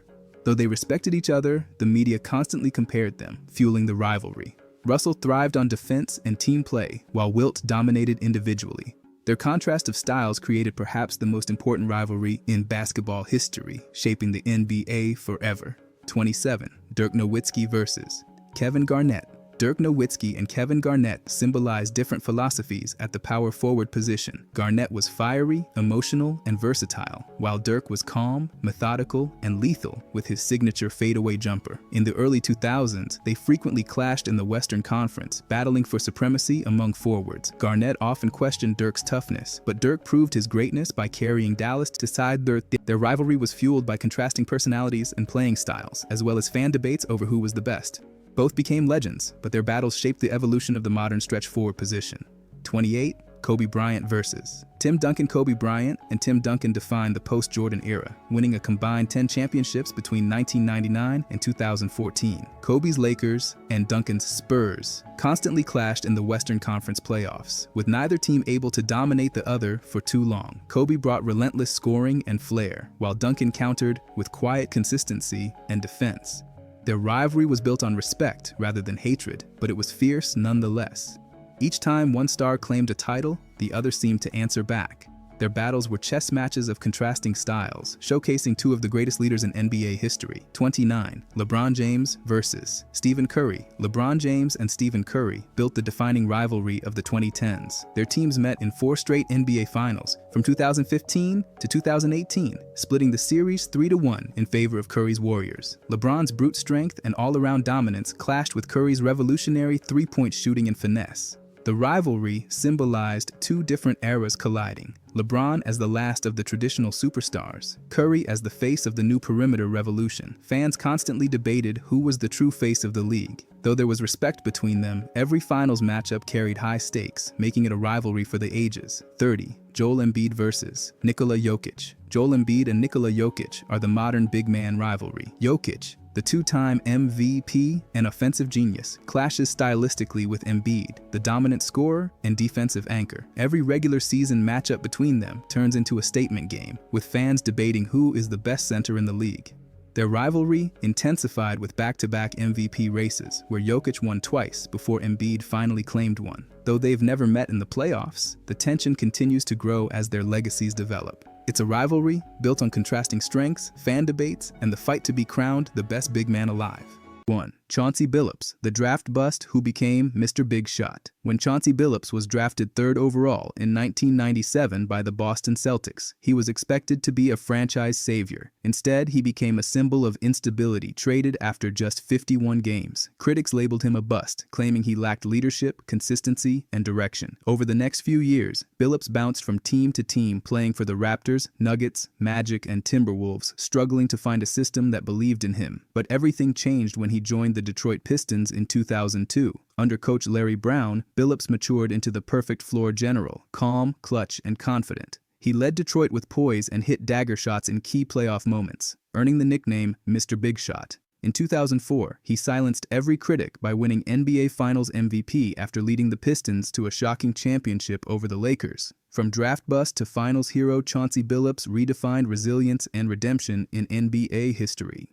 2. Steve Nash, from forgotten bench warmer to two-time MVP. When Steve Nash was drafted 15th overall in the 1996 NBA draft by the Phoenix Suns, few believed he'd ever be a star. During his first 2 seasons, Nash barely played behind Kevin Johnson and Jason Kidd, averaging under 10 minutes a game. Fans booed his selection, calling him a wasted pick. In 1998, Phoenix traded him to Dallas, where many thought he'd fade quietly out of the league, but Nash refused to quit. In Dallas, he refined his game alongside Dirk Nowitzki, developing into a master of pick-and-roll offense and basketball IQ. His passing vision and shooting touch set him apart, yet it wasn't until he returned to Phoenix in 2004 that everything changed. Under coach Mike D'Antoni, Nash became the engine of the 7 seconds or less offense, redefining modern basketball. He won back-to-back MVPs, 2005-2006, leading one of the most exciting offenses ever. From overlooked bench warmer to NBA icon, Steve Nash proved brilliance can't be buried. 3. Kyle Lowry, from locker room problem to NBA champion. When Kyle Lowry entered the league as the 24th pick in the 2006 NBA draft, he was talented but temperamental. In Memphis, he struggled with injuries and attitude issues, often clashing with coaches. After being traded to Houston, things didn't improve. He bounced between starting and bench roles, earning a reputation as a player who couldn't lead a winning team. By 2012, Lowry's career looked stuck in mediocrity. Then came a fresh start with the Toronto Raptors. At first, it was rocky. Toronto nearly traded him again, but Lowry matured, channeling his fiery competitiveness into leadership. He improved every season, becoming the emotional heartbeat of the Raptors. His grit, defense, and clutch play turned Toronto into a perennial playoff team. The ultimate redemption came in 2019, when Lowry led the Raptors to their first NBA championship, silencing years of doubt. Once labeled a selfish role player, Kyle Lowry transformed into a 6-time All-Star and championed a true leader built from failure. 4. Jermaine O'Neal, the teen who took years to grow into a star. When Jermaine O'Neal was drafted straight out of high school with the 17th pick in 1996, he was just 18, raw, athletic, and full of potential. But on the Portland Trail Blazers, that potential sat on the bench. For 4 long seasons, he barely played, averaging under 12 minutes a game. Critics called him a draft bust, saying he wasn't ready for the NBA. By 2000, O'Neal's confidence was fading, and he desperately needed a new start. That change came with a trade to the Indiana Pacers. Under coach Isaiah Thomas, O'Neal finally got real minutes and blossomed into a dominant post presence. His footwork, defense, and mid-range touch turned him into one of the league's best big men. From 2002 to 2007, he made 6 straight All-Star teams, won Most Improved Player, and led Indiana to deep playoff runs. Once forgotten on Portland's bench, Jermaine O'Neal proved that patience and opportunity can turn a bust into an elite NBA cornerstone. 5. Zach Randolph, from troublemaker to fan favorite. When Zach Randolph entered the NBA in 2001, he had skill but no direction. Early in Portland, his off-court issues and clashes with teammates earned him the nickname Jail Blazer. Despite showing promise as a scorer, his attitude overshadowed his game. After being traded multiple times to the Knicks, Clippers, and Grizzlies, many teams saw him as a lost cause. But in Memphis, everything changed. Randolph reinvented himself as the heart of the grit and grind era. His rugged post play, soft touch, and blue-collar work ethic transformed the Grizzlies into a tough playoff team. Fans adored his humility and fight, especially after years of being misunderstood. By the end of his career, Z-Bo had become a 2-time All-Star and one of the most beloved players in Memphis history, proof that attitude can evolve and redemption can rewrite any reputation. 6. Devin Booker, from empty stats to elite leader. When Devin Booker dropped 70 points in a game at age 20, critics dismissed it as meaningless because the Suns kept losing. Many saw him as an empty stats scorer on a bad team. Despite his talent, Phoenix went years without playoff success, and Booker was often left out of all-star talks. But Booker never stopped improving. His leadership, defense, and efficiency grew each season. Everything changed when the Suns acquired Chris Paul in 2020. Suddenly, Booker's maturity and competitiveness shone. He led Phoenix to the NBA Finals in 2021, proving he wasn't just a scorer, but a franchise cornerstone. Now a multiple-time All-Star and Olympic gold medalist, Booker has become one of the NBA's most respected shooting guards. From a young gun on a losing team to a poised leader, Devin Booker's rise is a masterclass in patience and perseverance. 7. Andrew Wiggins, from overhyped prospect to finals hero. When Andrew Wiggins was drafted first overall in 2014, he was hailed as the next LeBron. But after years with the Minnesota Timberwolves, that hype turned into disappointment. Critics called him lazy, inconsistent, and lacking passion. Despite averaging good numbers, he couldn't elevate his team, earning the dreaded empty stats label. By 2020, he was written off as a bust who'd never live up to expectations. Then came a career-changing trade to the Golden State Warriors. Under Steve Kerr and alongside Steph Curry, Wiggins learned how to play winning basketball. His defense, effort, and discipline flourished in Golden State's system. In the 2022 NBA Finals, Wiggins became the Warriors' second-best player, locking down Jason Tatum and shining on both ends. He silenced every critic, helping the Warriors win the championship. Once seen as a wasted talent, Andrew Wiggins reinvented himself into a champion and defensive star through humility and hard work. 8. Brandon Ingram, from trade bait to all-star leader. Drafted second overall in 2016, Brandon Ingram entered the league with huge expectations as the Lakers' next superstar. But his first few seasons were rocky. He struggled with consistency, strength, and confidence. Playing alongside young stars like Lonzo Ball and under constant media pressure in Los Angeles, Ingram never had the chance to develop freely. By 2019, he was labeled a disappointment and included in the trade package for Anthony Davis, viewed as expendable. That trade to the New Orleans Pelicans became the turning point. Free from the LA spotlight, Ingram blossomed into an elite scorer and playmaker. His smooth mid-range game, improved defense, and calm leadership earned him Most Improved Player 2020 and his first All-Star selection. Once dismissed as just potential, Ingram became the Pelicans' franchise cornerstone, a symbol of patience paying off. From castaway to cornerstone, his journey shows how the right environment can unlock greatness. 9. Julius Randle. From injury setback to Knicks savior, Julius Randle's NBA career began with heartbreak. Drafted 7th overall in 2014 by the Lakers, he broke his leg in his very first game, a devastating blow that had many calling him unlucky and fragile. Over the next few seasons, he showed flashes of talent but lacked consistency, and when he left Los Angeles in 2018, most fans saw him as just another average forward. Signing with the New York Knicks changed everything. Randle transformed his body, sharpened his skills, and developed into a dominant playmaking forward. His intensity and leadership revitalized a struggling Knicks franchise. In 2021, he earned All-NBA honors and Most Improved Player, leading New York to its first playoff appearance in years. Despite ups and downs, Randle's resilience turned him from injury-prone and overlooked to the emotional leader of Madison Square Garden, proof that setbacks can fuel comebacks. 10. De'Aaron Fox, from empty flash to clutch star. When De'Aaron Fox was drafted 5th overall in 2017, his lightning speed thrilled fans, but the Sacramento Kings kept losing. Critics said he was flashy, but not a winning player. After several seasons without playoff success, the bust whispers grew louder. Everything changed under coach Mike Brown in 2022. Fox evolved into a true floor general, smarter, calmer, and more dangerous in crunch time. His leadership and clutch scoring powered the Kings to their first playoff appearance in 17 years, breaking one of the NBA's longest droughts. Fox earned All-Star honors and became the league's first clutch player of the year, 2023. Once doubted for empty stats, he transformed into one of the NBA's most reliable late-game assassins, proving that patience and growth can turn speed into success. 11. DeMar DeRozan, from no-jumper to mid-range master. When DeMar DeRozan entered the league in 2009, he was labeled athletic but one-dimensional, a dunker without a jumper. For years in Toronto, critics said he couldn't win big or shoot threes in a modern NBA. Even after becoming an all-star, many dismissed him as outdated and inefficient. But DeRozan kept evolving. He worked tirelessly on his mid-range game and decision-making, turning weaknesses into strengths. When traded to San Antonio, he learned playmaking under Greg Popovich, adding a new dimension to his game. By the time he joined the Chicago Bulls, DeRozan was a refined scorer and leader. He earned All-NBA honors and became known for game-winning shots and clutch performances. From a limited slasher to one of the league's most respected veterans, DeRozan's journey is a testament to constant reinvention and mastering your craft against all odds.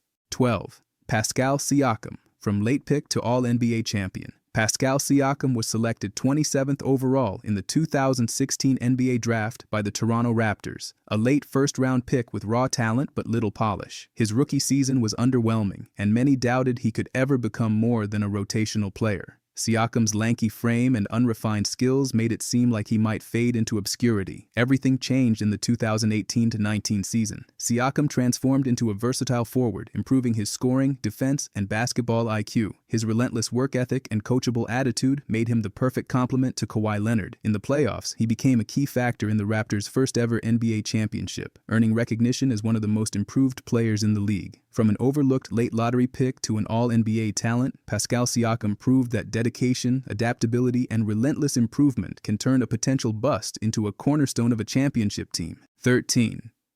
Jimmy Butler. From 30th pick to final star.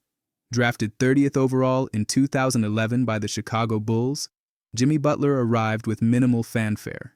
Early in his career, he barely played, often coming off the bench, and many doubted he could ever be more than a role player. Critics labeled him inconsistent and lacking leadership, and it seemed unlikely he could carry a team. But Butler's rise was fueled by relentless work ethic and mental toughness. He developed into a defensive powerhouse, a clutch scorer, and a vocal leader. Trades to Minnesota and later Miami provided him the opportunity to thrive, showcasing his ability to take over games in critical moments. By 2020, Butler led the Miami Heat to the NBA Finals, proving his doubters wrong. From overlooked rookie to final star, Jimmy Butler exemplifies how perseverance, grit, and focus can turn a late first-round pick into a true NBA superstar. 14. LaMarcus Aldridge. From traded prospect to elite forward, LaMarcus Aldridge was drafted 2nd overall in 2006 by the Chicago Bulls, but was immediately traded to the Portland Trail Blazers. Early in his career, he struggled to dominate and was criticized for being inconsistent, overshadowed by his own hype. Many wondered if he would ever reach his all-star potential. In Portland, Aldridge developed a versatile post-game, mid-range jumpers, and solid defense. Over the years, he became the Blazers' cornerstone, earning 7 all-star selections and cementing himself as one of the best power forwards of his era. His ability to score efficiently and anchor the offense made him indispensable. Even when traded to the Spurs later in his career, Aldridge continued to provide elite scoring and leadership. From a traded draft prospect, doubted by many, to an all-NBA forward and veteran leader, Aldridge proved that patience, skill development, and consistency can turn early doubts into a stellar career. 15. Victor Oladipo. From underwhelming rookie to all-star. Drafted 2nd overall in 2013 by the Orlando Magic, Victor Oladipo struggled to live up to expectations early in his career. In Orlando, he was inconsistent, often overshadowed by teammates, and critics doubted his ability to become a star. By the time he was traded to the Oklahoma City Thunder, many believed he might never fulfill his potential. Oladipo's career changed after moving to the Indiana Pacers in 2017. Under coach Nate McMillan, he transformed into an explosive scorer, lockdown defender, and team leader. In 2018, he became an all-star, earning Most Improved Player honors, and became one of the league's premier two-way guards. From doubted high pick to franchise cornerstone, Oladipo's rise demonstrates the power of perseverance, work ethic, and the right system. Once considered a draft bust, he proved he could dominate on both ends and lead a team with skill, heart, and relentless energy. 16. D'Angelo Russell. From troubled rookie to resurrected star. D'Angelo Russell was drafted 2nd overall in 2015 by the Los Angeles Lakers amid high expectations, but early in his career, he faced criticism for immaturity and inconsistent play. Off-court issues and locker room drama amplified doubts about his future, leading many to label him a bust. After a trade to the Brooklyn Nets in 2017, Russell embraced responsibility. He developed leadership, improved his scoring efficiency, and became a clutch playmaker. By 2019, Russell had earned his first All-Star selection, proving he could lead a team while maintaining high-level production. From a troubled young player in Los Angeles to a respected NBA starter, D'Angelo Russell's journey highlights the importance of personal growth, resilience, and adapting to the league. Once doubted, he has become a reliable star capable of shaping his team's success. 17. Michael Porter Jr. From injury-prone rookie to key champion. Michael Porter Jr. was drafted 14th overall in 2018 by the Denver Nuggets, but missed nearly all of his rookie season due to back injuries. Critics called him fragile and risky, doubting he could stay healthy long enough to reach his potential. Porter's career took off once he returned in 2019. He developed a smooth scoring touch, strong defense, and became a versatile forward for the Nuggets. His athleticism and scoring ability made him a crucial piece alongside Nikola Jokic. By 2023, Porter played a key role in Denver's playoff success, showcasing his ability to perform in high-pressure moments. From injury-prone prospect to a championship contributor, Michael Porter Jr.'s story proves that talent, patience, and perseverance can overcome early setbacks and turn a risky pick into a star. 18. Brook Lopez. From traditional big to modern stretch 5. Brook Lopez was drafted 10th overall in 2008 by the New Jersey Nets, entering the league as a traditional center. Early in his career, Lopez was criticized for limited athleticism, defensive lapses, and being too slow for the modern NBA.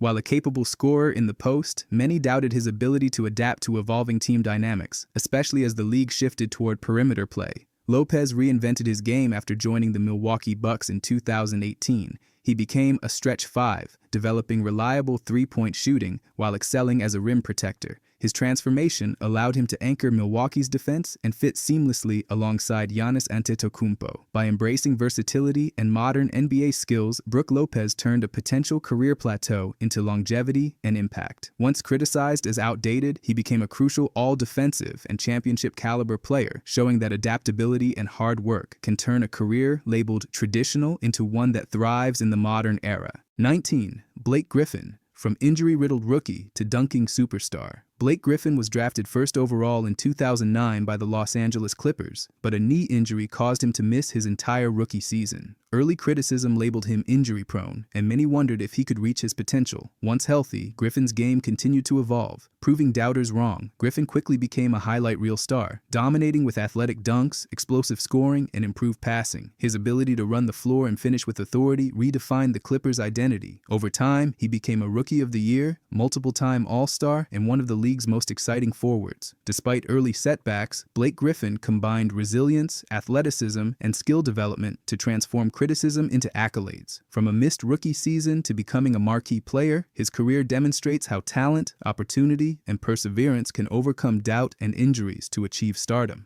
20.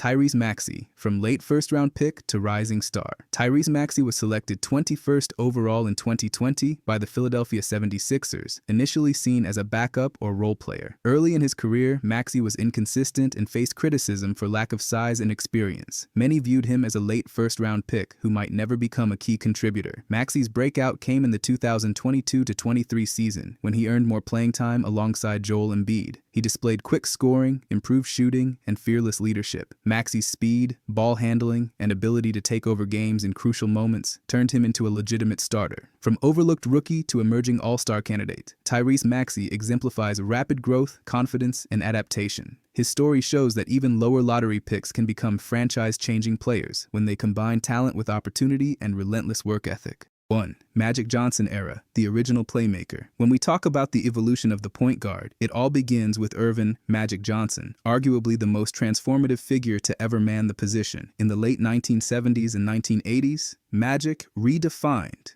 what it meant to be a point guard in the NBA. Before Magic, point guards were typically shorter, quick, and primarily responsible for bringing the ball up the court, setting up plays, and facilitating the offense. They were facilitators first and scorers second. Magic shattered that mold completely. Standing at 6 feet 9 inches, Magic Johnson was an anomaly. His height alone gave him an unprecedented advantage. He could see over defenses, making passes that other point guards could only dream of. But it wasn't just his size that made him special. It was his vision, creativity, and basketball IQ. Magic could anticipate movements before they happened, threading passes through tiny windows and turning simple plays into highlight reel moments. His ability to orchestrate the Lakers' offense was unparalleled. Every fast break, every half-court set, every pick and roll involved a level of improvisation and intelligence that made Magic not just a point guard, but a true floor general. Magic's style was intrinsically tied to the Showtime Lakers, the team that revolutionized basketball with its speed flair and entertainment value. Unlike the slower, methodical offenses of the era, Showtime relied on fast breaks, constant motion, and precise passing. Magic thrived in this environment. His quick thinking and fearless decision-making allowed him to capitalize on chaos, turning defensive rebounds into instant scoring opportunities. He didn't just distribute the ball, he dictated the pace of the game, controlling every moment on the court. Another critical aspect of Magic's impact was his versatility. Unlike traditional point guards who stayed on the perimeter, Magic could rebound like a forward, score like a guard, and still run the offense. In the 1980 NBA Finals as a rookie, he famously played center in place of the injured Kareem Abdul-Jabbar, leading the Lakers to a championship. This adaptability showed that point guards could transcend their roles and influence every facet of the game. Magic's leadership went beyond physical ability. His charisma and confidence inspired teammates and intimidated opponents. Players like Kareem Abdul-Jabbar, James Worthy, and Byron Scott flourished because Magic elevated everyone around him. He made basketball a team first sport without sacrificing personal brilliance, a delicate balance that later point guards would aspire to emulate. In short, Magic Johnson transformed the point guard position from a functional role into an art form. He combined size, skill, intelligence, and personality in a way that had never been seen before. The era of Magic proved that a point guard could be the engine, the strategist, and the star all at once. Without Magic, the next waves of point guards Isaiah Thomas, John Stockton, Steph Curry, and ultimately Luka Doncic would not have had the blueprint for innovation, versatility, and leadership that defines the modern point guard today. Magic Johnson wasn't just a player, he was a revolution in motion. 2. Isaiah Thomas and the early transition. After Magic Johnson redefined the point guard position with his size, vision, and versatility, the 1980s also saw the rise of Isaiah Thomas, a player who added a new dimension to what a point guard could be. A true scoring and leadership threat.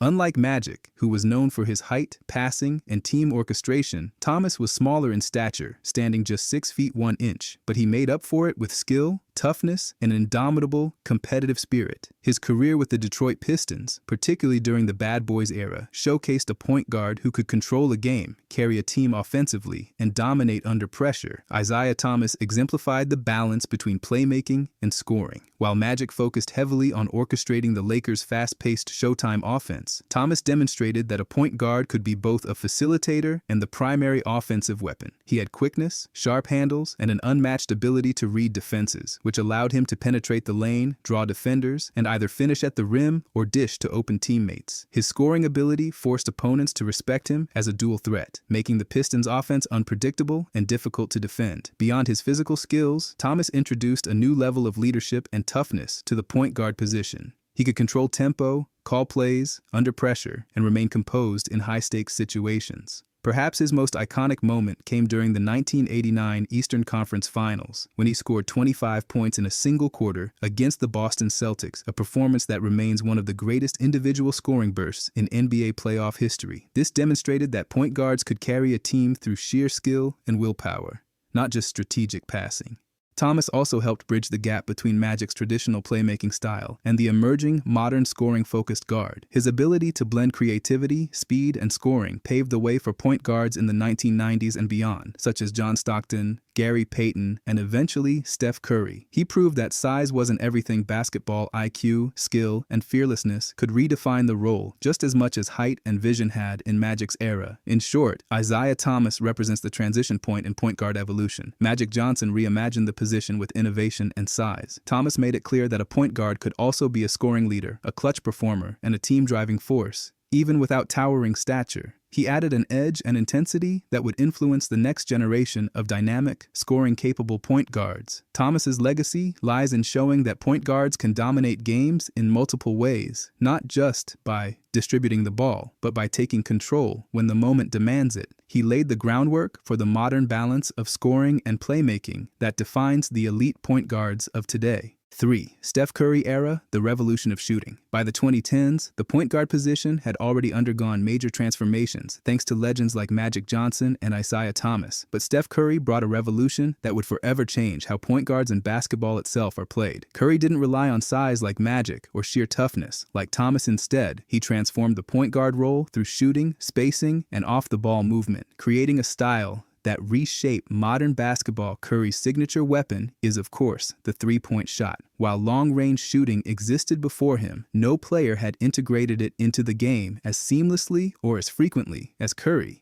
His ability to pull up from 30-plus feet with accuracy under pressure forces defenses to extend far beyond the paint. This spacing opens lanes for teammates and disrupts traditional defensive schemes. Point guards now had to be not only facilitators, but also dynamic scoring threats from anywhere on the court. But Curry's impact isn't limited to shooting. His off-ball movement and relentless cutting create opportunities, even when he doesn't have the ball. He constantly stretches defenses, making his team's offense more fluid and unpredictable. Unlike previous eras, where the point guard primarily initiated plays, Curry demonstrates that a modern point guard can influence the game without touching the ball every possession. His presence alone dictates defensive rotations, leaving his teammates in prime positions to score. Another key element of Curry's influence is his speed and decision-making.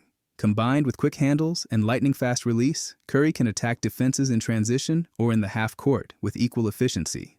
This combination of shooting, movement, and tempo control makes him arguably the most dangerous point guard in history, not by size or brute force, but by precision skill and strategic dominance. Steph Curry didn't just change how point guards score, he changed how teams think about spacing, tempo, and the value of shooting. His success with the Golden State Warriors inspired a generation of guards to expand their range, develop quick decision-making, and embrace versatility. He showed that point guards could dominate games through skill and strategy rather than physicality or traditional playmaking alone. In essence, Curry revolutionized the position, from Magic's orchestration to Thomas's scoring edge. Curry added a new layer, the ability to reshape defenses and control games from the perimeter. His era proves that the evolution of the point guard is ongoing, and in the modern NBA, shooting and spacing are just as crucial as passing and leadership. 4. Luka Doncic, era, the complete modern point guard. As the evolution of the point guard continues, Luka Doncic represents the ultimate synthesis of everything that came before Magic Johnson brought size, vision, and leadership. Isaiah Thomas introduced scoring and clutch play. Steph Curry revolutionized shooting and spacing. Luka combines all these elements into a single, unstoppable package, redefining what a modern point guard can be in the NBA. From the moment he arrived in the league, Luka's skill set stood out. At 6 feet 7 inches, he possesses the height and court vision reminiscent of Magic, allowing him to survey defenses and make pinpoint passes under pressure. His ability to anticipate movements, read rotations, and find open teammates is elite, making him a floor general who elevates everyone around him. Like Magic, Luka can dictate tempo, turning fast breaks into scoring opportunities and orchestrating half-court sets with intelligence and flair. Yet Luka also brings the scoring threat of Isaiah Thomas. He is equally comfortable creating his own shot, driving to the basket, or posting up smaller defenders. Luka's step-back jumper has become one of the most lethal moves in the league, and he frequently finishes through contact, showing a combination of skill and fearlessness that few point guards possess. This scoring versatility makes him extremely difficult to defend, as teams must respect his ability to score from all three levels, at the rim, mid-range, and beyond the arc. Speaking of three-point shooting, Luka has also incorporated aspects of Steph Curry's revolution. While he isn't a pure shooter like Curry, Luka uses spacing, quick release, and high basketball IQ to stretch defenses and create opportunities. His off-ball movement and court awareness mirror Curry's influence, allowing him to impact the game even when he isn't handling the ball. This combination of size, scoring, and court vision is rare, creating a point guard who is truly multidimensional. What makes Luka the definitive modern point guard is his ability to blend leadership, versatility, and statistical dominance. He controls games like Magic, scores like Thomas, and manipulates defenses like Curry, all while still making teammates better. In today's NBA, where positionless basketball and versatility reign supreme, Luka epitomizes the next step in the evolution of point guards. A player who can do it all at an elite level and in every situation, Luka Doncic proves that the point guard of the future isn't just a facilitator, a shooter, or a scorer. It's someone who combines all of these traits to dominate and redefine the game. He's the blueprint for the modern NBA floor general, and the evolution continues. 5. The evolution, summarized, from Magic to Luka. The journey of the point guard position in the NBA is nothing short of remarkable. From the flashy, floor general brilliance of Magic Johnson to the scoring prowess of Isaiah Thomas, the shooting revolution of Steph Curry, and finally, the all-in-one dominance of Luka Doncic. Each era has reshaped what it means to run a team and influence a game. Looking at the evolution as a whole, we can see a clear progression of skills, responsibilities, and impact. Magic Johnson's era set the foundation. He showed that a point guard could be more than just a facilitator, blending size, vision, and leadership to control the pace and flow of the game. Magic didn't just pass the ball. He orchestrated entire offenses and elevated the players around him. His versatility and charisma proved that point guards could dominate in multiple facets of the game, inspiring future generations to think bigger about the role. Following Magic, Isaiah Thomas added a new layer, scoring and competitive toughness. Thomas demonstrated that a point guard could carry a team offensively while still distributing the ball effectively. His ability to take over games in clutch situations introduced a scoring dimension that complemented Magic's facilitation, bridging the gap between the traditional floor general and the modern dual threat guard. Then came Steph Curry, whose impact cannot be overstated. Curry transformed the position with long-range shooting, spacing, and off-ball movement, showing that point guards could reshape entire defenses without even touching the ball. Every play, he redefined the point guard as not only a playmaker, but also a primary scoring threat and floor-stretching weapon, influencing a generation of guards to expand their range and creativity. Finally, Luka Doncic embodies the culmination of this evolution. He fuses Magic's vision, Thomas's scoring instinct, and Curry's perimeter mastery into a single, multi-dimensional package. Luka is the complete modern point guard, versatile, strategic, physically gifted, and capable of dominating every aspect of the game. In today's NBA, where position-less basketball thrives, Luka represents the future, a player who can score, pass, rebound, and lead with equal efficiency. In essence, the evolution of the point guard reflects the broader changes in basketball itself. The role has grown from a facilitator to a multifaceted leader, combining vision, scoring, spacing, and tempo control. Each generation builds on the last, adapting to new strategies, rules, and styles of play. Magic, Thomas, Curry, and Luka aren't just great players. They are milestones in the ongoing story of basketball, showing how one position can evolve, innovate, and redefine the game. The evolution of the point guard is far from over, but one thing is clear: the game will continue to be transformed by those who dare to push the boundaries of what it means to lead on the court. Ever wondered how a basketball game turned into a $100 billion global empire? It all started with Nike and the NBA joining forces, transforming sneakers, jerseys, and players into cultural icons. From Michael Jordan's legendary Air Jordans to LeBron James dominating both the court and social media, this partnership didn't just sell sports gear, it sold dreams, style, and identity. Today, every dunk, every highlight, and every limited sneaker drop fuels a worldwide obsession. Stick around, because we're breaking down 10 shocking ways Nike and the NBA created the most valuable sports empire in history. 1. The perfect partnership: how Nike and the NBA redefined global sports marketing. The relationship between Nike and the NBA is one of the most influential partnerships in sports history. It wasn't built overnight, it evolved over decades, blending athletic excellence, marketing genius, and cultural awareness into a global powerhouse worth billions. When Nike was founded in 1964 as Blue Ribbon Sports, it focused on running shoes. Basketball wasn't even on its radar. Meanwhile, the NBA in the 1970s was struggling with low ratings and limited commercial appeal. But everything changed in the 1980s, a golden era for both the league and the brand. Nike saw basketball's growing cultural pull, especially among youth, and realized the NBA could be its gateway to global dominance. The turning point came in 1984 when Nike signed Michael Jordan, a rookie from North Carolina, to a 5-year, $2.5 million deal, an unprecedented move at the time. That partnership didn't just create a shoe, it created a movement.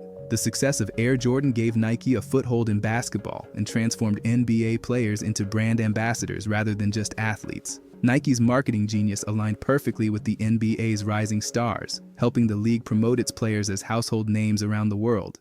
Throughout the 1990s and 2000s, Nike continued to strengthen ties with the NBA through stars like Kobe Bryant, LeBron James, and Kevin Durant. Each athlete became the face of both the brand and the league, reinforcing the connection between performance, style, and culture.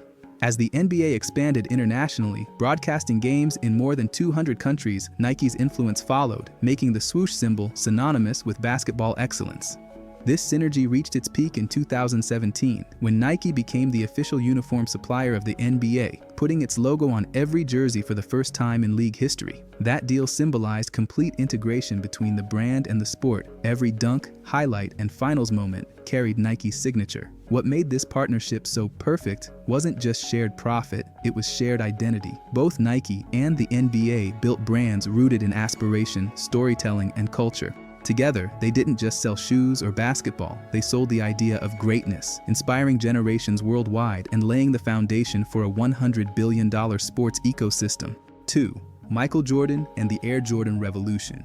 When Nike signed Michael Jordan in 1984, it wasn't just a sneaker deal, it was the birth of a cultural revolution that redefined sports marketing forever. Before Jordan, athletes endorsed products, but no one was the product. Nike changed that by turning a rookie basketball player into a brand, and in doing so, built an empire. At the time, Nike was struggling in the basketball market, dominated by Converse and Adidas, but they saw something unique in Jordan's charisma, talent, and marketability that went beyond basketball. Nike offered him a 5-year, $2.5 million contract, a massive deal for a rookie, plus royalties on every shoe sold. The result? The Air Jordan 1, bold, stylish, and unlike anything on the market. When the NBA banned the original Air Jordan for violating the league's uniform policy, Nike seized the moment. Instead of backing down, they turned rebellion into marketing gold, releasing the now legendary tagline, "The NBA threw them out of the game." Fortunately, the public brought them. The controversy fueled massive attention and sales skyrocketed. Nike made over $100 million in Air Jordan revenue within the first year. But the impact went far beyond profit. The Air Jordan line made sneakers a status symbol. They weren't just athletic gear, they were fashion, identity, and self-expression. This was the beginning of sneaker culture, where performance shoes became collectibles and cultural icons. Every new Jordan release created hype, lines outside stores, and emotional connection among fans, a phenomenon that continues to this day. Michael Jordan's success on the court, combined with Nike's storytelling genius, built a model every brand now tries to replicate. Athlete as icon, product as lifestyle. From LeBron to Kobe to today's stars, the Jordan formula became the blueprint for modern sports marketing. In essence, the Air Jordan revolution turned Nike and the NBA into cultural powerhouses, transforming sneakers into a multi-billion-dollar industry and forever merging sports, fashion, and identity. 3. Global expansion of the NBA.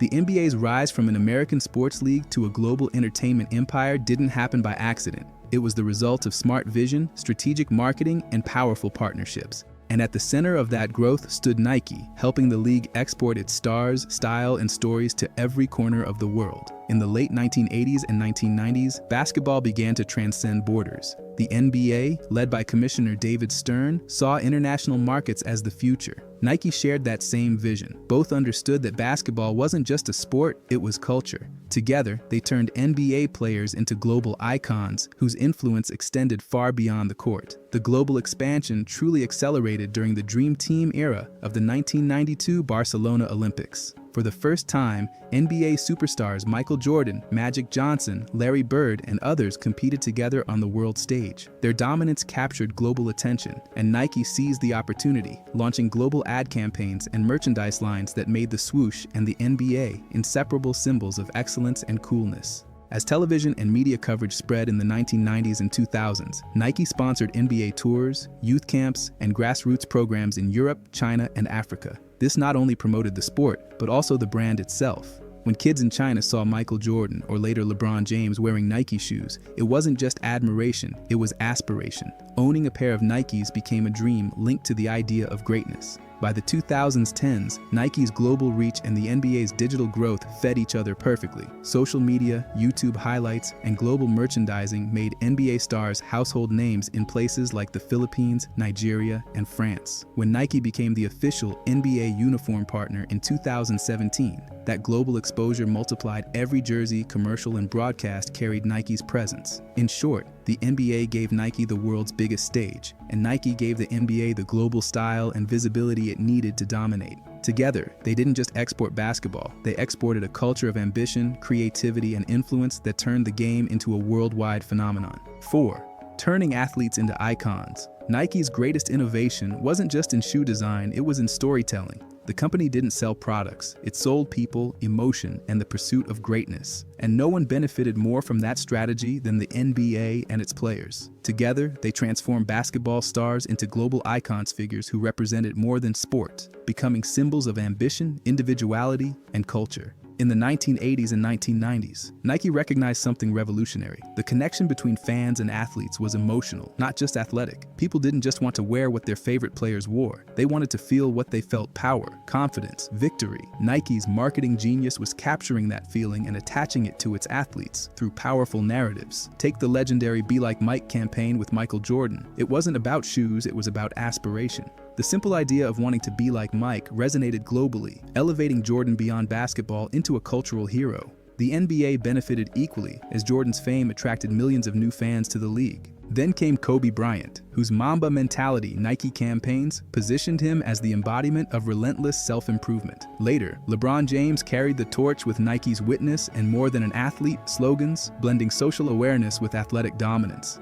Each player became a multidimensional figure, part athlete, part brand, part inspiration. Nike's approach wasn't to show perfection, but humanity's struggle, sacrifice, and resilience. That emotional storytelling made NBA players relatable while keeping them larger than life. These campaigns humanized sports heroes and made fans see themselves in their journeys. By turning players into brands, Nike and the NBA created a self-sustaining ecosystem. A player's success sold shoes, the shoes sold identity, and that identity fueled more NBA fandom. It blurred the lines between sports, culture, and commerce. Ultimately, Nike didn't just sponsor athletes, it mythologized them. The result was a generation of NBA superstars who transcended the game itself, shaping fashion, music, business, and social movements, and turning the league into a cultural empire. 5.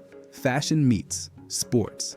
One of Nike's most powerful moves and one of the NBA's biggest cultural breakthroughs was merging sports with fashion. What started as athletic apparel gradually evolved into a global lifestyle. NBA gear became everyday wear, and Nike played a central role in transforming basketball into a fashion-driven, billion-dollar industry. In the early years, jerseys and sneakers were worn strictly for the court, but Nike saw a deeper opportunity. Basketball players weren't just athletes, they were cultural tastemakers. Their unique sense of style, swagger, and individuality could be marketed beyond the game. Nike capitalized on that energy, blending athletic performance with streetwear appeal. By the 1990s, this shift was visible everywhere. The Air Jordan line wasn't just performance gear, it was fashion. People wore Jordans to parties, schools, and concerts. Nike campaigns leaned into this crossover, using bold colors, sleek silhouettes, and cultural references to make basketball shoes part of pop culture. The rise of hip-hop also accelerated this movement. Artists like Run DMC, Jay-Z, and later Kanye West celebrated sneaker culture, solidifying Nike's presence at the heart of urban fashion. The NBA, in turn, embraced this identity. Players began expressing themselves through what they wore before and after games. This led to the birth of the tunnel walk, a modern runway where players showcase designer outfits, exclusive sneakers, and personal brands. Nike-backed athletes like LeBron James, Russell Westbrook, and PJ Tucker turned these moments into viral fashion statements, generating millions of impressions online and expanding the reach of both Nike and the NBA.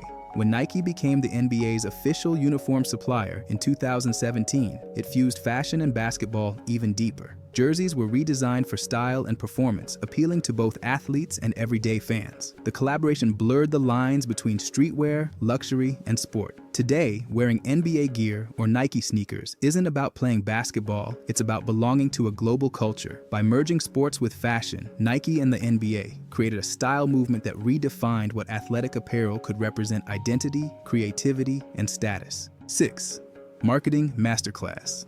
If there's one thing that cemented Nike and the NBA as global powerhouses, it's their mastery of marketing. Together, they didn't just sell shoes or sports, they sold stories, emotions, and dreams. Their campaigns went beyond performance, focusing on identity, resilience, and human spirit themes that connected deeply with audiences worldwide. Nike's marketing strategy has always revolved around storytelling. Instead of highlighting product features, it highlighted purpose. Campaigns like Just Do It weren't about running faster or jumping higher, they were about courage, confidence, and pushing limits. This philosophy aligned perfectly with the NBA's image, a league filled with underdog stories, comebacks, and legendary rivalries. The two became natural partners in inspiring ambition. Nike's commercials with NBA stars became cultural moments. The Failure ad featuring Michael Jordan, where he admits to missing thousands of shots, wasn't just about basketball, it was about embracing failure as part of success. Similarly, the Witness campaign with LeBron James celebrated greatness not as a gift, but as a journey. These emotional narratives made fans feel part of something bigger than a game; they became participants in the story. The NBA benefited massively from this synergy. Every Nike commercial featuring an NBA player also promoted the league's brand of determination, excellence, and global appeal. The storytelling helped humanize players, turning them into relatable heroes, something traditional sports ads rarely achieved before. Another part of Nike's marketing genius was timing and adaptability. From TV commercials in the 90s to viral digital campaigns today, Nike always evolved with media trends. Collaborations with influencers, musicians, and social causes kept the brand fresh and relevant. Their ability to blend social commentary, such as the Colin Kaepernick "Believe in Something" campaign, showed how marketing could shape culture, not just follow it. In essence, Nike and the NBA perfected emotional branding. They made fans care, not just consume. Each commercial, each slogan, each logo placement told a story about belief, ambition, and greatness, transforming basketball marketing into an art form that built a global emotional connection worth billions. 7. Exclusive apparel deal. In 2017, Nike took its long-standing partnership with the NBA to the next level by becoming the league's exclusive on-court apparel provider, a landmark deal that changed the business of basketball forever. The agreement replaced Adidas as the NBA's uniform partner and made Nike the first brand ever to have its logo appear on all NBA jerseys. This wasn't just a sponsorship, it was a strategic global branding move. Every NBA player, from rookies to superstars, became a walking advertisement for Nike. Every dunk, dunk, assist, and highlight moment carried the swoosh logo into millions of homes across more than 200 countries. The partnership instantly gave Nike exposure during every televised game, press conference, and social media post tied to the league. Financially, the deal was massive. It was reportedly worth over $1 billion, but the true value came from marketing impact. Nike didn't just design uniforms, it reimagined them. Each team received multiple editions: icon, statement, city, and association, blending team heritage with modern streetwear aesthetics. The city edition jerseys, in particular, became a fan favorite, selling out rapidly and becoming collectible fashion pieces. The results were immediate. Merchandise sales surged, and fans began seeing NBA jerseys, not just as sports gear, but as lifestyle apparel. Nike also used advanced fabric technology and design innovation to improve performance, giving players lighter, more breathable uniforms, reinforcing its image as both stylish and functional. Beyond profits, this deal symbolized Nike's full integration with the NBA brand. The swoosh became part of basketball's visual identity, from the court to culture. It was the perfect business move that combined marketing visibility, fan engagement, and innovation, solidifying Nike's dominance and pushing the NBA's global influence to new heights. 8. Data, hype, and limited drops. One of Nike's most powerful strategies in building a $100 billion empire with the NBA is its mastery of hype and data-driven marketing. Nike turned sneaker releases into global events, blending scarcity, emotion, and analytics to create unprecedented demand. The company pioneered the concept of limited drops, exclusive sneaker releases available only in small quantities or for short time periods. This scarcity created hype, urgency, and a sense of status. People didn't just buy shoes, they competed for them. Lines outside stores, online raffles, and resale markets worth billions were born from this marketing model. Each new Jordan or LeBron drop became a cultural moment, not just a retail event. Behind the hype, Nike used data to shape its strategies. Through apps like SNKRS, Nike analyzed consumer behavior, buying patterns, and engagement metrics. This allowed them to predict demand, personalize recommendations, and even create location-based drops tied to NBA events. Fans attending big games or watching stars break records could instantly buy the sneakers those players wore, merging live sports with digital shopping. Collaborations amplified the buzz even more. Nike partnered with designers, artists, and even NBA franchises to release limited edition shoes, blending basketball heritage with street culture and luxury fashion. These crossovers kept Nike's connection to the NBA fresh and relevant to younger audiences. This hype-driven, data-backed ecosystem didn't just sell sneakers, it built a culture. Owning Nike gear became a badge of identity, while resale platforms turned sneakers into investments. By mastering both emotion and analytics, Nike and the NBA created a cycle where demand fuels desire and desire fuels culture, turning every release, highlight, and story into part of a billion-dollar marketplace. 9. Digital and pop culture domination. Nike and the NBA didn't just sell basketball, they turned it into a global cultural phenomenon by dominating digital media and pop culture. They understood early that basketball was more than a sport. It was a lifestyle that could influence fashion, music, gaming, and online communities. Nike leveraged NBA stars as cultural icons. Players like LeBron James, Kevin Durant, and Stephen Curry weren't just athletes, they were trendsetters. Hip-hop artists, influencers, and celebrities embraced their style, wearing Nike sneakers and jerseys in music videos, social media posts, and public appearances. This integration connected fans with both the NBA and Nike on a cultural level. Digital platforms amplified this influence. Highlights, player moments, and sneaker releases spread instantly across YouTube, Instagram, TikTok, and Twitter, reaching millions worldwide in seconds. Nike even partnered with gaming platforms like NBA 2K, allowing fans to wear and unlock exclusive sneakers virtually, merging digital engagement with real-world products. By dominating both digital spaces and pop culture, Nike and the NBA ensured that basketball became part of everyday life, influencing fashion, entertainment, and social trends globally. This strategy not only expanded their reach, but also cemented their place at the center of modern youth culture and lifestyle. 10. The $100 billion ecosystem. The partnership between Nike and the NBA didn't just sell sneakers and jerseys, it built a complete ecosystem worth over $100 billion.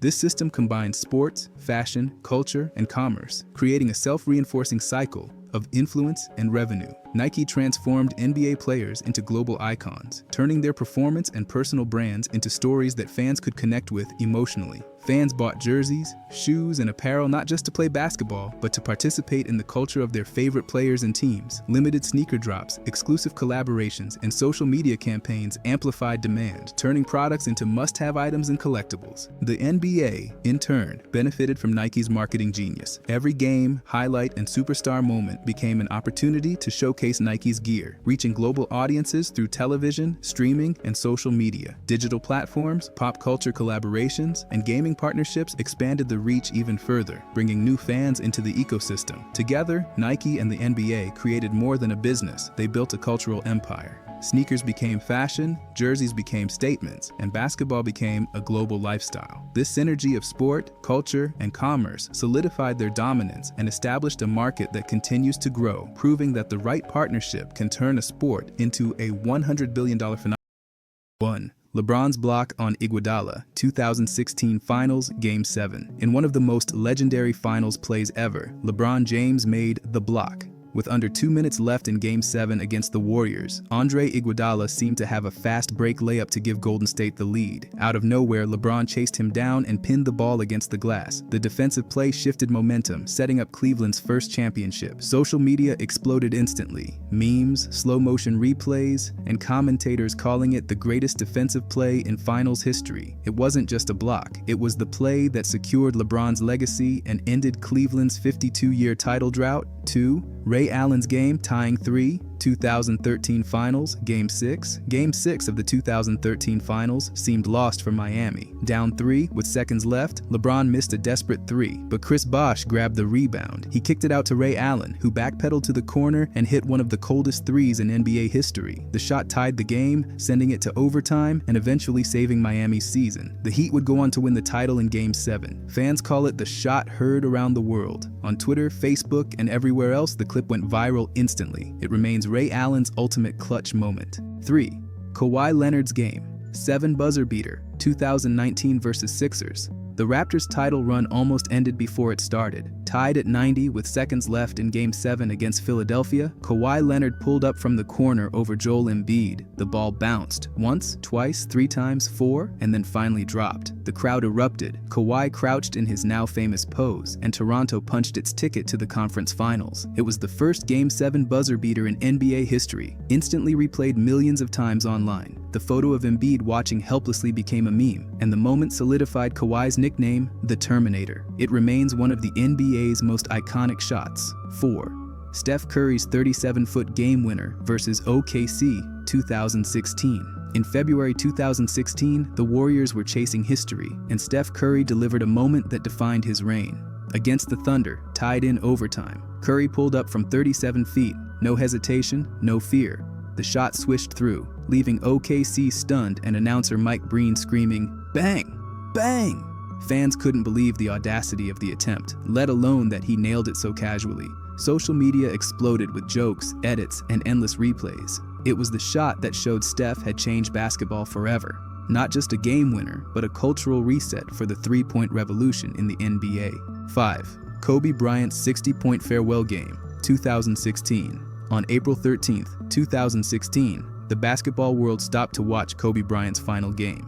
At age 37, many thought he'd struggle, but instead, Kobe dropped an unforgettable 60 points against the Utah Jazz. Every possession felt like destiny. As the Staples Center crowd cheered him on, celebrities packed the arena, and millions tuned in live. "Mamba out" became a phrase etched in NBA history. Twitter crashed with highlights, tributes, and disbelief that Kobe could end his career with such brilliance. It wasn't just a game, it was a worldwide farewell party to one of the greatest players of all time. 6. Klay Thompson's 37-point quarter, 2015. January 2015, Warriors vs. Kings. Klay Thompson entered the zone like never before. In the third quarter, he scored an absurd 37 points, an NBA record for most points in a single quarter. He went 13 for 13 from the field, including 9 threes, leaving Sacramento defenders helpless. The internet blew up instantly. Fans wondered if this was real or a video game on rookie mode. Even his teammates looked shocked as every shot dropped. To this day, it's considered one of the most unstoppable offensive bursts in history. For one quarter, Klay wasn't just hot, he was untouchable, redefining the meaning of flamethrower. 7.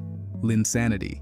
In February 2012, Jeremy Lin went from unknown benchwarmer to global superstar almost overnight. A Harvard graduate and undrafted guard, Lin seized his opportunity with the New York Knicks. His breakout 38-point game against Kobe's Lakers cemented Linsanity as fans worldwide tuned in to watch him dominate. Social media exploded with puns, memes, and non-stop highlights. Lin jerseys sold out, and Madison Square Garden buzzed louder than it had in years. For weeks, he was the biggest story in sports. Though the run didn't last, Linsanity broke the internet and proved how quickly basketball could create international icons. 8. LeBron's The Decision. On July 8, 2010, LeBron James announced his free agency choice on live television. "I'm taking my talents to South Beach." The statement shocked the world. Cleveland fans burned jerseys in anger, Miami fans celebrated wildly, and social media nearly melted down. It became one of the most watched sports broadcasts ever, sparking debates about player power, loyalty, and super teams. Love it or hate it, The Decision changed the NBA forever, ushering in the era of players controlling their own destiny. Even today, it's remembered as one of the most controversial and internet-shaking moments in basketball history. 9. Dirk Nowitzki's 2011 Finals run. Dirk Nowitzki's 2011 championship run remains one of the most beloved underdog stories. Facing LeBron, Wade, and Bosh's new Miami super team, Dirk's Dallas Mavericks were massive underdogs. But Dirk delivered legendary performances, battling through illness and pressure to lead Dallas to the upset. His fadeaways, clutch plays, and quiet leadership became instant internet gold. Fans everywhere celebrated Dirk's triumph, especially after the Heat's infamous "not one, not two" promise. Twitter exploded with respect for Dirk, cementing his status as an all-time great. The 2011 Finals weren't just about winning a ring, it was about proving Heartbeat's hype. 10. Derrick Rose's MVP speech, 2011. At just 22 years old, Derrick Rose became the youngest MVP in NBA history. His acceptance speech instantly went viral, not just for the accomplishment, but for the emotion he showed. Fighting back tears, Rose thanked his mother for her sacrifices, creating one of the most heartfelt moments in NBA history. Fans flooded the internet with support, admiration, and pride for a player who represented hope for Chicago. Clips of the speech continue to circulate, reminding everyone of what made Rose so special. It wasn't just about his electrifying game, it was his humility and gratitude that broke the internet that night. 11. Giannis's block on Ayton, 2021 Finals Game 4. In a pivotal Finals game against the Suns, Giannis Antetokounmpo made one of the greatest defensive plays ever. With Phoenix running a perfect lob to DeAndre Ayton, Giannis recovered in one step, leaping to block the dunk attempt at the rim. The play preserved Milwaukee's lead and shifted momentum in the series. Fans instantly compared it to LeBron's famous chase down. Twitter blew up with replays, memes, and reactions, cementing the block 2.0 in Finals lore. Milwaukee would go on to win the championship, and Giannis's block became a defining highlight of his legacy and one of the internet's favorite NBA moments. 12. Ja Morant's dunk over Kevin Love, 2022. Ja Morant has produced highlight after highlight, but his dunk over Kevin Love stands out. In March 2022, Ja launched himself from nearly the free throw line, soaring over the 6'10" Love for a violent poster dunk. The crowd lost its mind, teammates stormed the court, and social media exploded instantly. Memes, slow-mo edits, and fans declaring it one of the greatest dunks ever filled the internet. It wasn't just the dunk, it was the statement that Ja had arrived as one of the NBA's most electrifying young stars. For weeks, that clip dominated Twitter, Instagram, and TikTok. 13. Shaq breaking the backboard, 1990s. Few players have ever showcased pure power like Shaquille O'Neal. Early in his career, Shaq demolished multiple backboards with thunderous dunks, shattering glass and bending rims. Though these moments happened in the 90s before social media, the footage resurfaced during the YouTube era, going viral all over again. Fans shared clips of Shaq hanging from destroyed rims, laughing as arenas scrambled to replace equipment. Each dunk became a meme of dominance and strength. Even decades later, whenever people talk about raw power in the NBA, Shaq's backboard-breaking highlights remain some of the most shared and replayed moments online. 14. Vince Carter's dunk over Frederick Weiss, 2000 Olympics. During the 2000 Olympics, Vince Carter delivered perhaps the greatest dunk ever. Playing for Team USA against France, Carter leaped over 7 feet 2 inches Frederick Weiss and threw down a vicious one-handed slam. The world was stunned. He didn't just dunk, he jumped completely over a man. Clips spread globally, and when YouTube and social media arrived years later, it became even more legendary. Fans dubbed it the Dunk of Death, and it symbolized Carter's reign as the greatest dunker ever. To this day, people still repost and react to the dunk that defied physics and broke broke the internet before social media. 15. Steph Curry, breaking the three-point record, 2021. On December 14, 2021, Madison Square Garden witnessed history. Steph Curry hit his 2,974th career three-pointer, passing Ray Allen to become the NBA's all-time leader in threes made. The game stopped as the crowd roared. Curry hugged his parents, and even opposing players showed respect. Instantly, highlights flooded social media. Fans and analysts declared it one of the most unbreakable records in sports. It wasn't just about the numbers, it was about how Curry had revolutionized basketball itself. The moment trended worldwide, cementing Steph's status as the greatest shooter ever and breaking the internet with celebration and respect. 16. LeBron passing Kareem for all-time scoring record, 2023. For nearly 40 years, Kareem Abdul-Jabbar's scoring record seemed untouchable. But on February 7, 2023, LeBron James hit a fadeaway jumper to claim the top spot as the NBA's all-time scoring leader. The Lakers stopped the game. Kareem handed LeBron the game ball, and the arena erupted. Instantly, the internet was flooded with tributes, highlight edits, and debates about the GOAT conversation. Twitter and Instagram trended worldwide with LeBron's milestone. It wasn't just a record, it was a moment that connected generations of basketball. The play will be replayed forever as proof of LeBron's unmatched longevity and greatness. 17. Damian Lillard's bye-bye buzzer beater, 2019 versus OKC. In the first round of the 2019 playoffs, Damian Lillard hit one of the coldest shots in NBA history. With the game tied and the clock winding down, Dame casually pulled up from 37 feet over Paul George and buried it.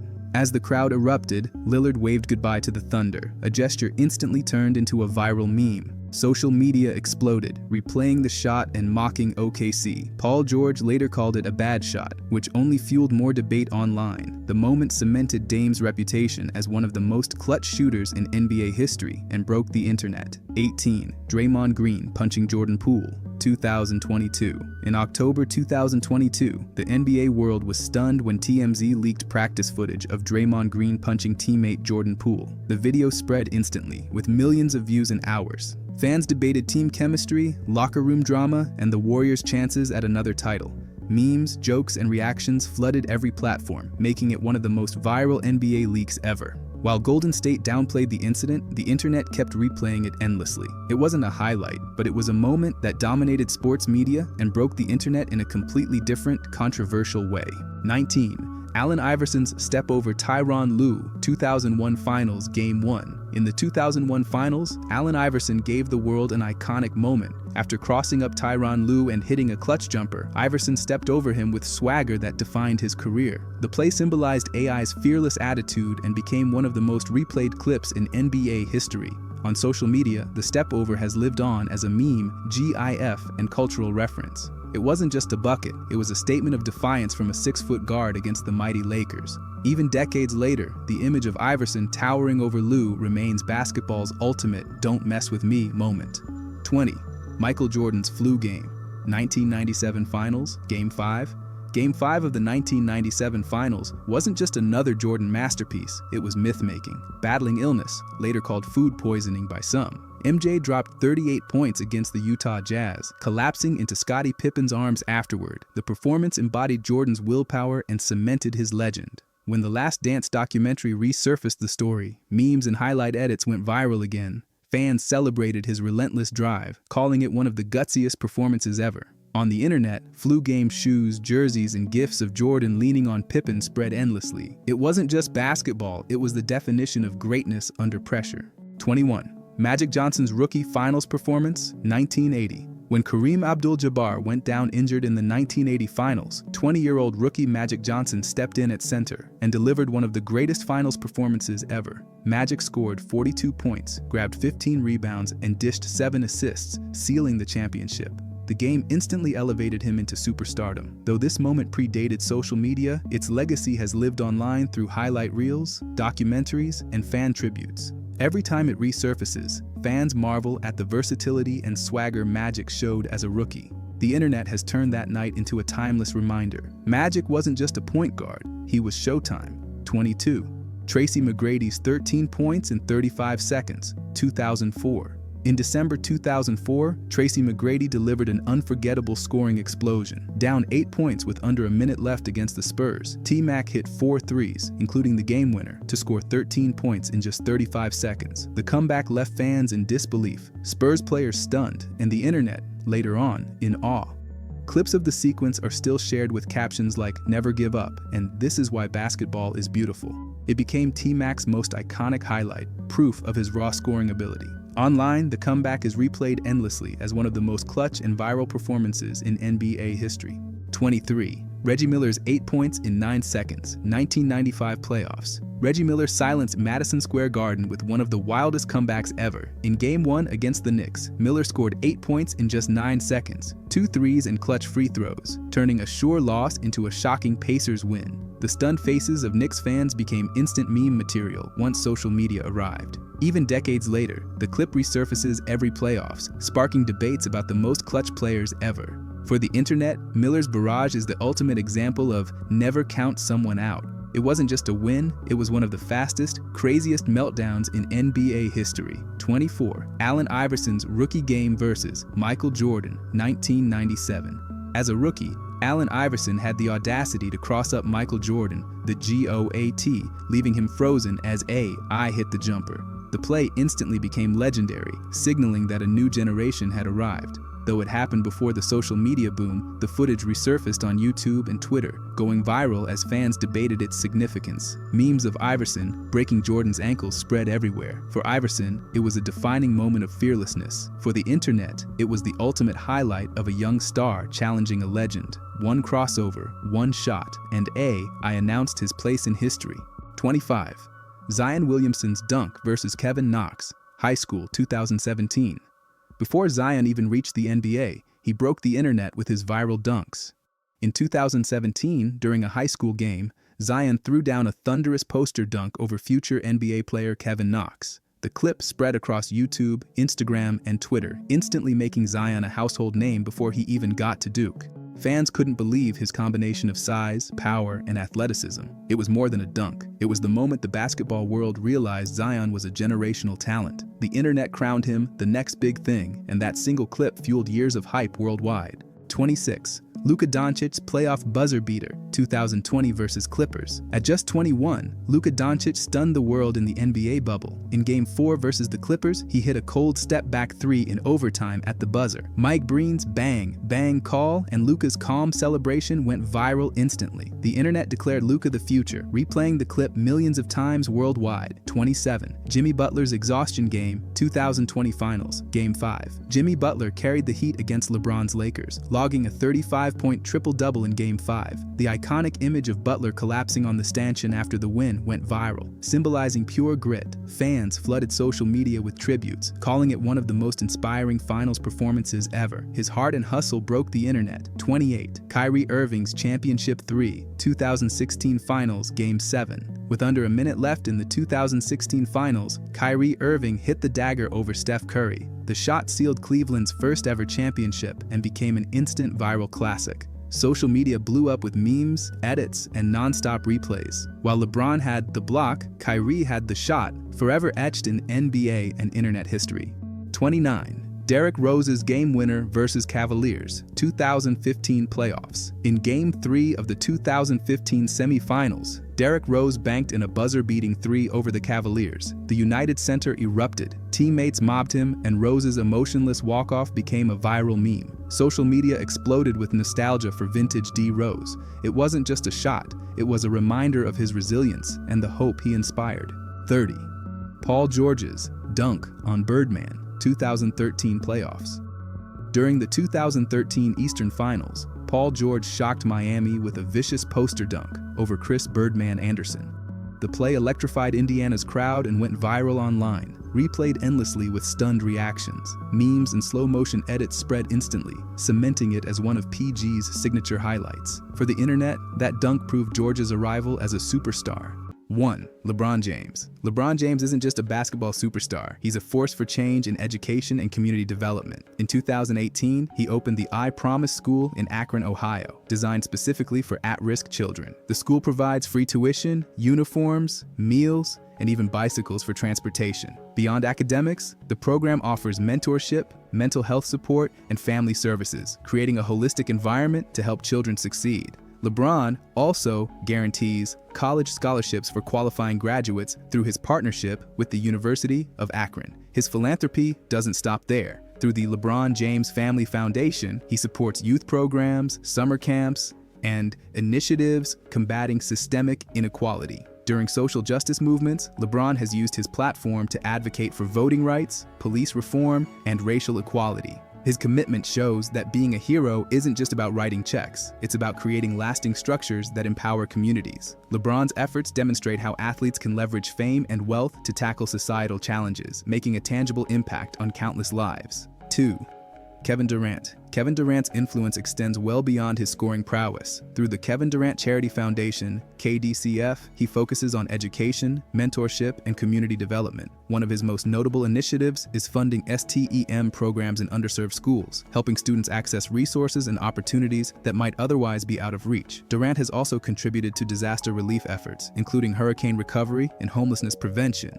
In 2020, he donated to support families affected by COVID-19, showing a dedication to helping people in times of crisis. KDCF also partners with local organizations to create basketball and mentorship programs that encourage leadership and personal growth in youth. Durant's approach combines philanthropy with tangible opportunities, emphasizing long-term empowerment rather than temporary aid. Off the court, he uses his platform to advocate for social justice and equality, often speaking out on issues affecting marginalized communities. His actions reflect a deep understanding that fame carries responsibility, and he has consistently leveraged his resources to create meaningful change in education, youth development, and social causes. 3. Chris Paul. Chris Paul has turned his success on the court into meaningful community impact. Founder of the CP3 Foundation, he focuses on at-risk youth, particularly in education and mentorship programs. The foundation runs initiatives that provide scholarships, after-school programs, and leadership training, ensuring young people have the tools to succeed academically and socially. Paul has also been deeply involved in social justice activism, advocating for voter registration and education, especially in communities that face systemic disenfranchisement. His commitment during the NBA's social justice movements included encouraging players to use their platforms to spark conversations about racial equality and police reform. Beyond activism, Paul supports programs that provide essentials to families in need, including food, school supplies, and housing resources. His efforts are characterized by sustainability. Rather than short-term donations, Paul invests in programs that have long-lasting effects on communities. By combining his influence, financial resources, and personal involvement, Chris Paul exemplifies how professional athletes can extend their impact far beyond the basketball court, inspiring both fans and fellow players to take action for positive change. 4. Carmelo Anthony. Carmelo Anthony has leveraged his fame to support communities in need, both in the United States and abroad. Through the Melo Foundation, he focuses on youth mentorship, education, and sports programs designed to empower underserved children. The foundation provides scholarships, summer camps, and educational programs that give children opportunities they might not otherwise have. Anthony has also contributed to disaster relief, donating to families affected by hurricanes and other natural disasters. His work emphasizes holistic development, aiming not just to provide resources, but to nurture confidence, leadership, and life skills in young people. Off the court, he has been a strong advocate for social justice issues, using his platform to address racial inequality and economic disparities. Carmelo's philanthropic approach is hands-on. He regularly visits schools, participates in community events, and engages directly with the youth his foundation serves. By combining charity with personal involvement, Anthony demonstrates that athletes can make a significant difference in the lives of children, showing how dedication, visibility, and strategic philanthropy can create lasting positive impact in society. 5. Stephen Curry. Stephen Curry's heroism off the court centers on education, health, and global humanitarian causes. Through initiatives like Nothing But Nets, he has helped raise millions to fight malaria in Africa, providing mosquito nets and healthcare resources to vulnerable communities. Curry also focuses heavily on education, supporting programs that provide scholarships and access to quality learning environments for children in underserved areas.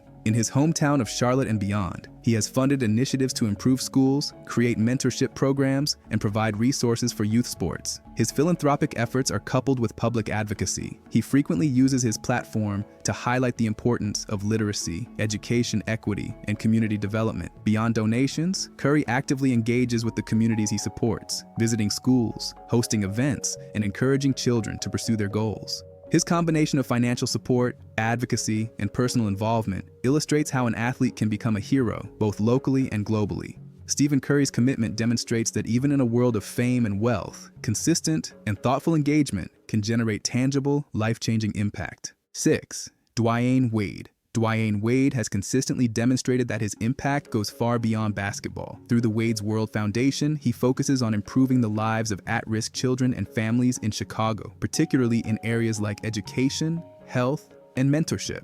His foundation provides scholarships, summer programs, and access to extracurricular activities, ensuring that children have opportunities to grow academically and socially. Wade is also deeply involved in health advocacy, supporting programs that promote wellness and awareness for issues such as sickle cell disease and childhood obesity. During the COVID-19 pandemic, he donated to food banks and healthcare initiatives to assist communities hit hardest by the crisis. Beyond structured philanthropy, Wade is hands-on. He regularly visits schools, hospitals, and community centers, engaging directly with children and families. He also uses his platform to speak out on social justice issues, advocating for racial equality, police reform, and community empowerment. His dedication to both action and advocacy has made him a role model for athletes looking to use their influence responsibly. By combining charitable giving, public engagement, and personal involvement, Dwyane Wade exemplifies how a professional athlete can create lasting positive change in society, inspiring both fans and fellow players to make a difference. 7.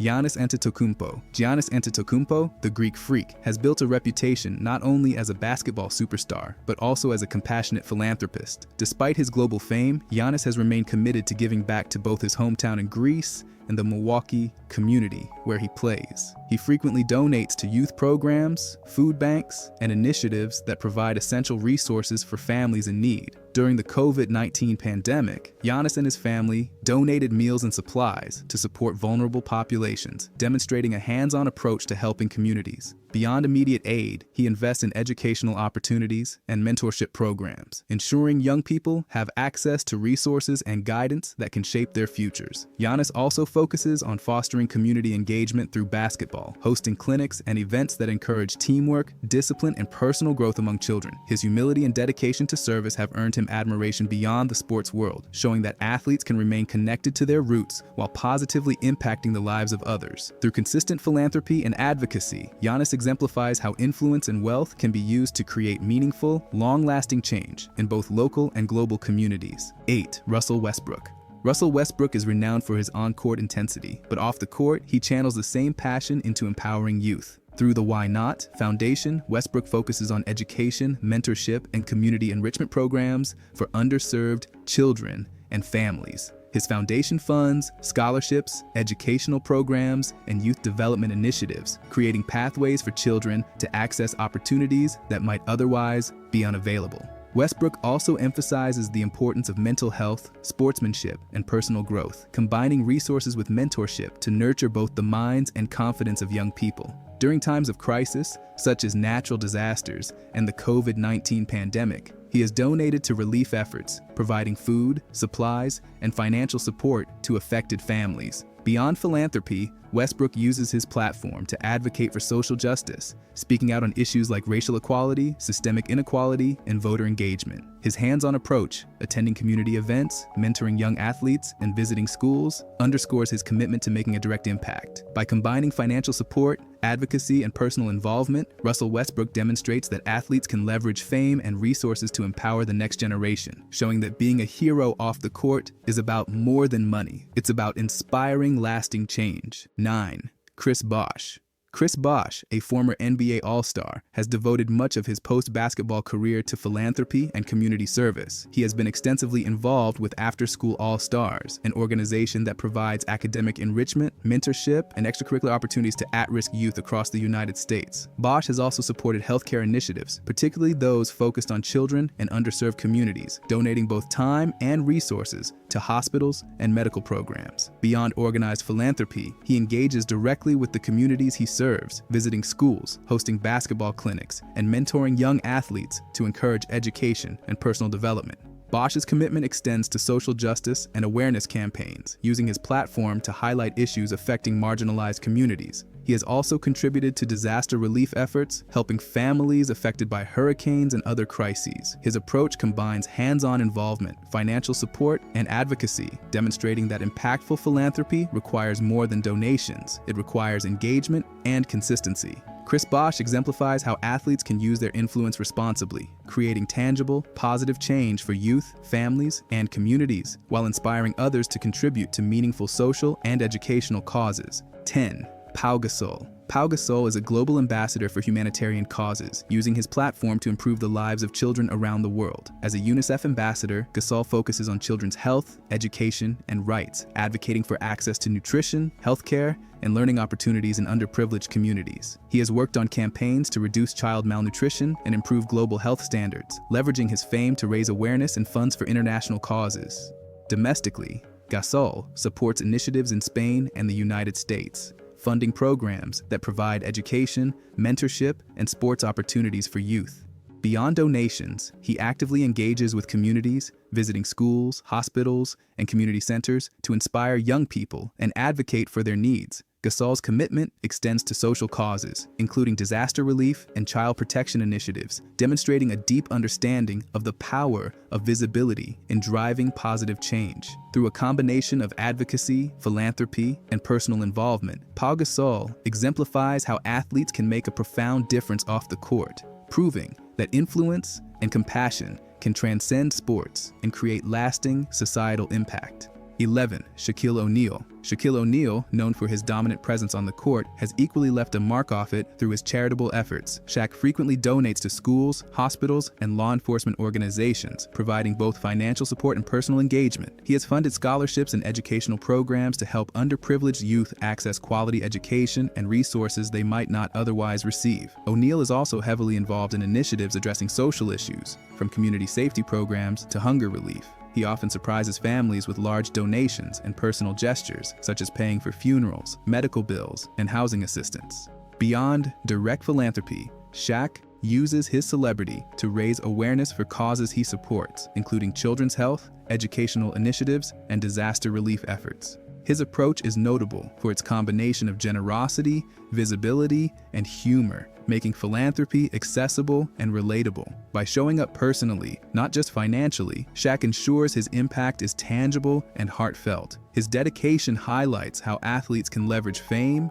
wealth, and personality to create meaningful change, inspire communities, and make heroism a daily practice, demonstrating that true legacy is built both on and off the court. 12. Blake Griffin. Blake Griffin has built a reputation as a philanthropist and community advocate, especially for children's education and health. He supports organizations that provide resources for youth, including access to sports programs, mentorship, and educational enrichment. Griffin has donated millions to hospitals, particularly children's hospitals, ensuring young patients receive vital medical care. He also partners with organizations that focus on youth leadership and personal development, helping children gain confidence and skills both on and off the court. Beyond financial contributions, Griffin actively participates in charity events, basketball clinics, and community programs, connecting directly with the people he serves. He has been particularly involved in initiatives aimed at reducing childhood obesity and promoting healthy lifestyles among young athletes. Griffin's philanthropy emphasizes sustainability, focusing on programs that create long-term benefits rather than one-time aid. By combining charitable giving with personal involvement, Blake Griffin exemplifies the modern athlete as a community leader, demonstrating that sports stars can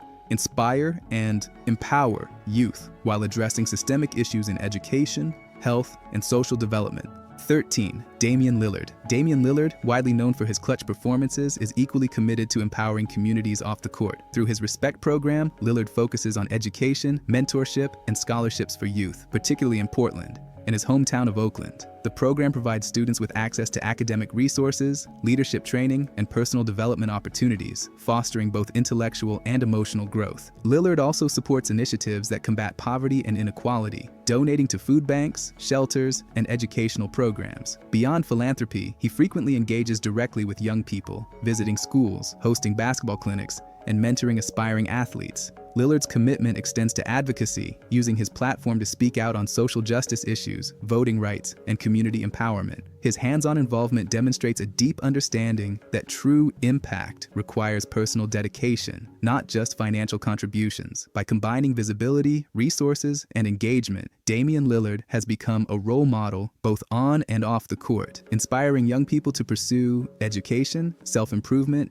and leadership, while reinforcing the importance of giving back to the community. 14. Kawhi Leonard.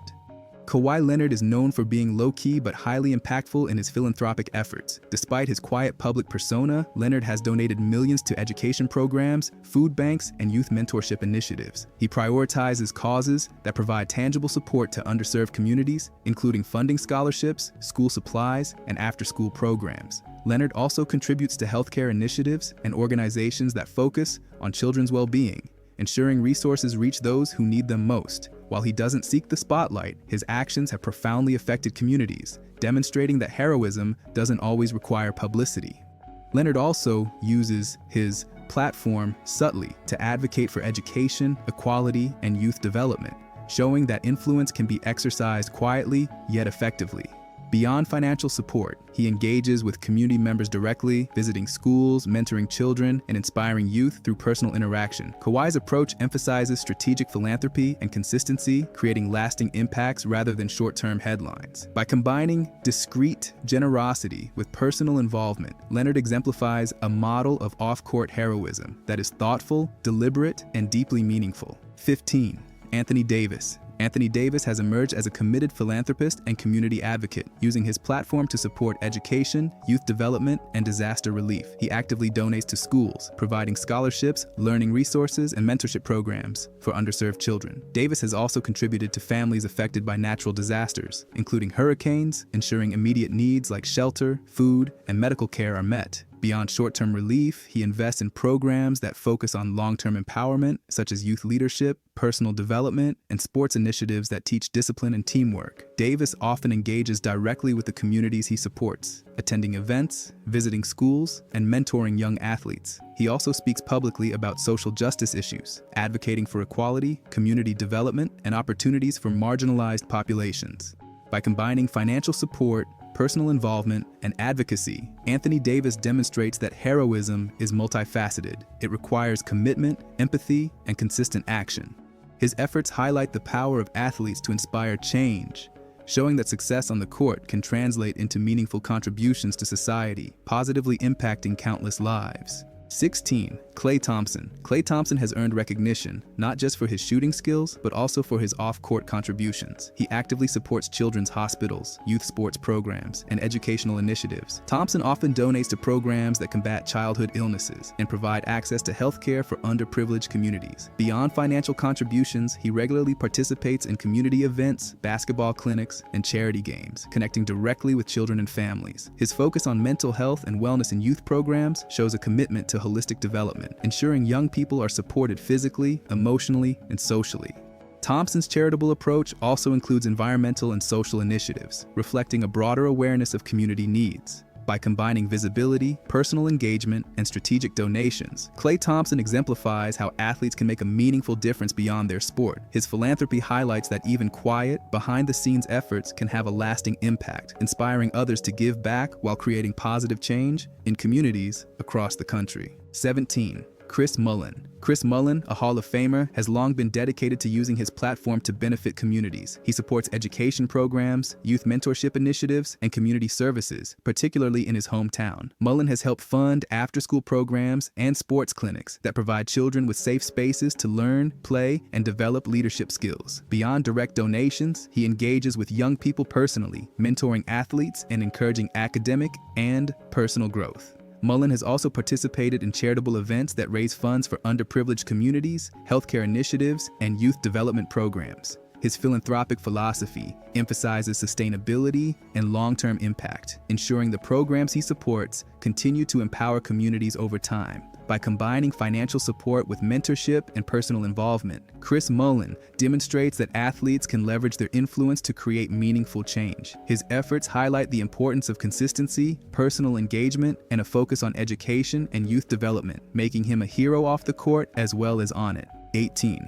Andre Iguodala. Andre Iguodala is well known for using his platform to support education, technology, and financial literacy initiatives for youth. He emphasizes mentorship and teaching children critical skills to prepare them for the future. Iguodala invests in programs that provide access to technology and STEM education, ensuring underserved communities can compete in a digital world. Beyond education, he has contributed to healthcare programs and community development projects, including disaster relief efforts and support for families in need. Iguodala frequently participates in clinics, workshops, and speaking events, directly engaging with youth to inspire growth and confidence. His commitment goes beyond donations. He actively mentors young athletes, helping them navigate challenges both on and off the court. By combining philanthropy, advocacy, and hands-on mentorship, Andre Iguodala exemplifies how modern athletes can positively impact society. His efforts demonstrate that, with thoughtful engagement, fame and resources can be channeled to empower the next generation and create long-term benefits for communities.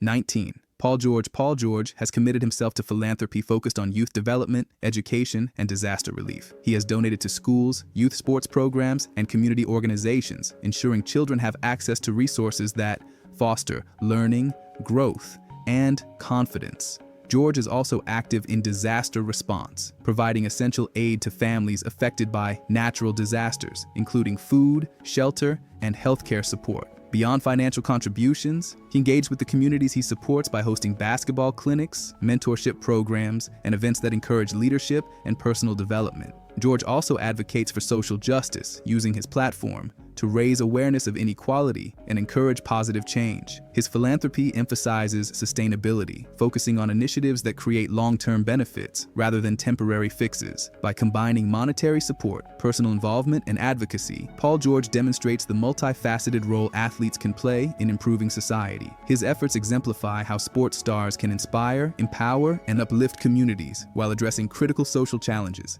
20.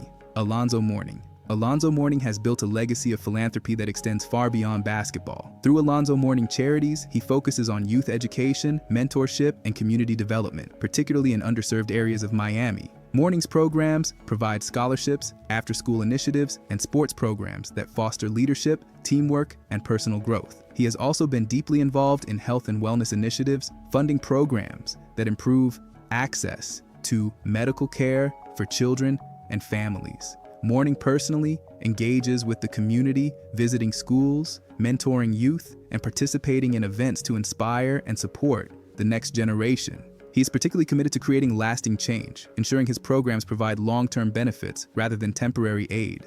Beyond direct philanthropy, Mourning advocates for social justice, education equity, and community empowerment. By combining personal involvement, financial support, and strategic advocacy, Alonzo Mourning exemplifies the impact athletes can have off the court. His dedication highlights that true heroism involves consistent, thoughtful action that transforms lives and communities. Part 1. The Take Foul Rule. Ever noticed when a player's about to score an easy fast break dunk and then suddenly someone just grabs them at half court? That's the infamous take foul. Before the NBA changed it in 2022, defenders could intentionally foul a player during transition, even when they had a clear path to the basket. The result? No highlight plays, no excitement, just a boring stoppage in the game. Coaches used it as a smart foul to stop momentum, but for fans, it was one of the dumbest rules in basketball history. Imagine LeBron or Ja Morant flying down the court only for a defender to hug them from behind before they even jump. The crowd goes silent, the energy dies, and the play resets. Thankfully, the NBA finally fixed it. Now, if a player commits a take foul in transition, the offensive team gets one free throw and the ball back, which restores the fun and flow of fast breaks that make the game electric again.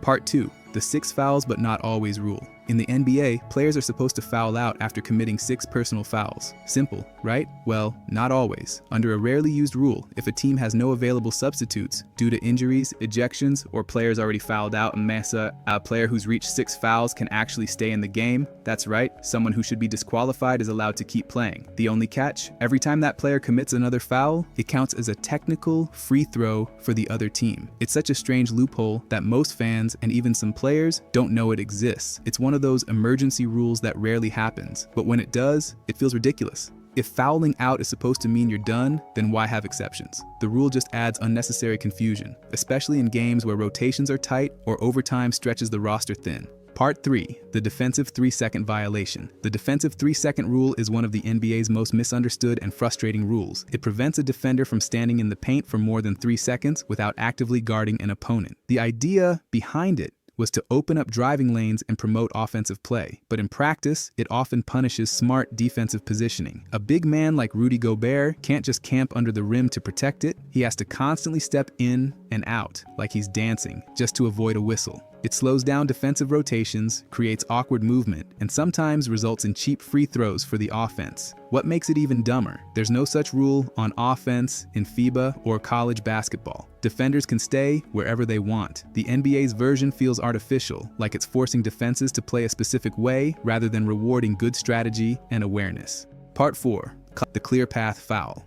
The clear path foul is another rule that sounds logical, but plays out awkwardly. It occurs when a defender fouls an offensive player who has no one between them and the basket, a clear path to score. In theory, it's supposed to stop defenders from ruining fast break opportunities. But in reality, referees often struggle to determine whether it truly qualifies as a clear path. There are several conditions. The foul must occur before the shooting motion, the offensive player must have control, and the defender must be behind the play. Miss even one of those, and it's just a regular foul. That split-second judgment leads to endless confusion, reviews, and angry coaches. What should be a quick call becomes a multi-minute debate. Fans hate it, players hate it, and sometimes the wrong team benefits. It's a rule meant to promote fairness, but instead, it creates unnecessary drama and slows the game's tempo, making it one of the NBA's most frustrating quirks. Part 5. The jump ball possession rule. The jump ball possession rule is one of those old school relics that just doesn't make sense anymore. At the start of the game, a jump ball decides who gets the first possession. Fair enough. But when a tie-up happens during play, it doesn't always lead to another jump ball between the same players. Instead, if the referees can't determine clear control, the possession arrow system used in college is skipped, and the NBA goes with a jump ball.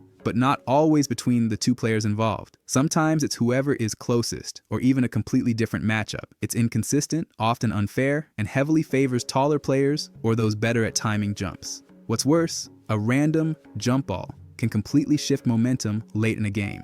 Fans argue that there should be a fairer, more consistent system, maybe alternating possessions or even a shot clock reset, instead of relying on something that feels more like a coin toss than skill. Part 6. The delay of game for touching the ball rule. One of the strangest technicalities in the NBA is the delay of game violation for something as simple as touching the ball. After a made basket, if a player lightly taps or holds the ball, even for just a second, delaying the game. The intent behind the rule makes sense, to keep the game moving and prevent teams from wasting time. But referees often call it inconsistently. Sometimes a player just reacts instinctively, catching the ball after it goes through the hoop, and boom, whistle, delay of game. It feels unnecessarily strict and sometimes even changes the momentum of close games. A harmless touch that doesn't actually delay anything can lead to a technical if it's the team's second violation. Fans often scratch their heads wondering, how is that a foul? It's one of those rules that punishes natural reactions and adds tension without improving the flow of the game, making it one of the NBA's dumbest technical calls. Part 7. The goaltending cylinder rule. The goaltending cylinder rule has been confusing players and fans for decades. Basically, once the ball is above the rim and on its downward path, no one can touch it. That's fair. It protects scoring chances. But where it gets weird is in the imaginary cylinder part. If the ball is hovering anywhere above the cylinder of the rim,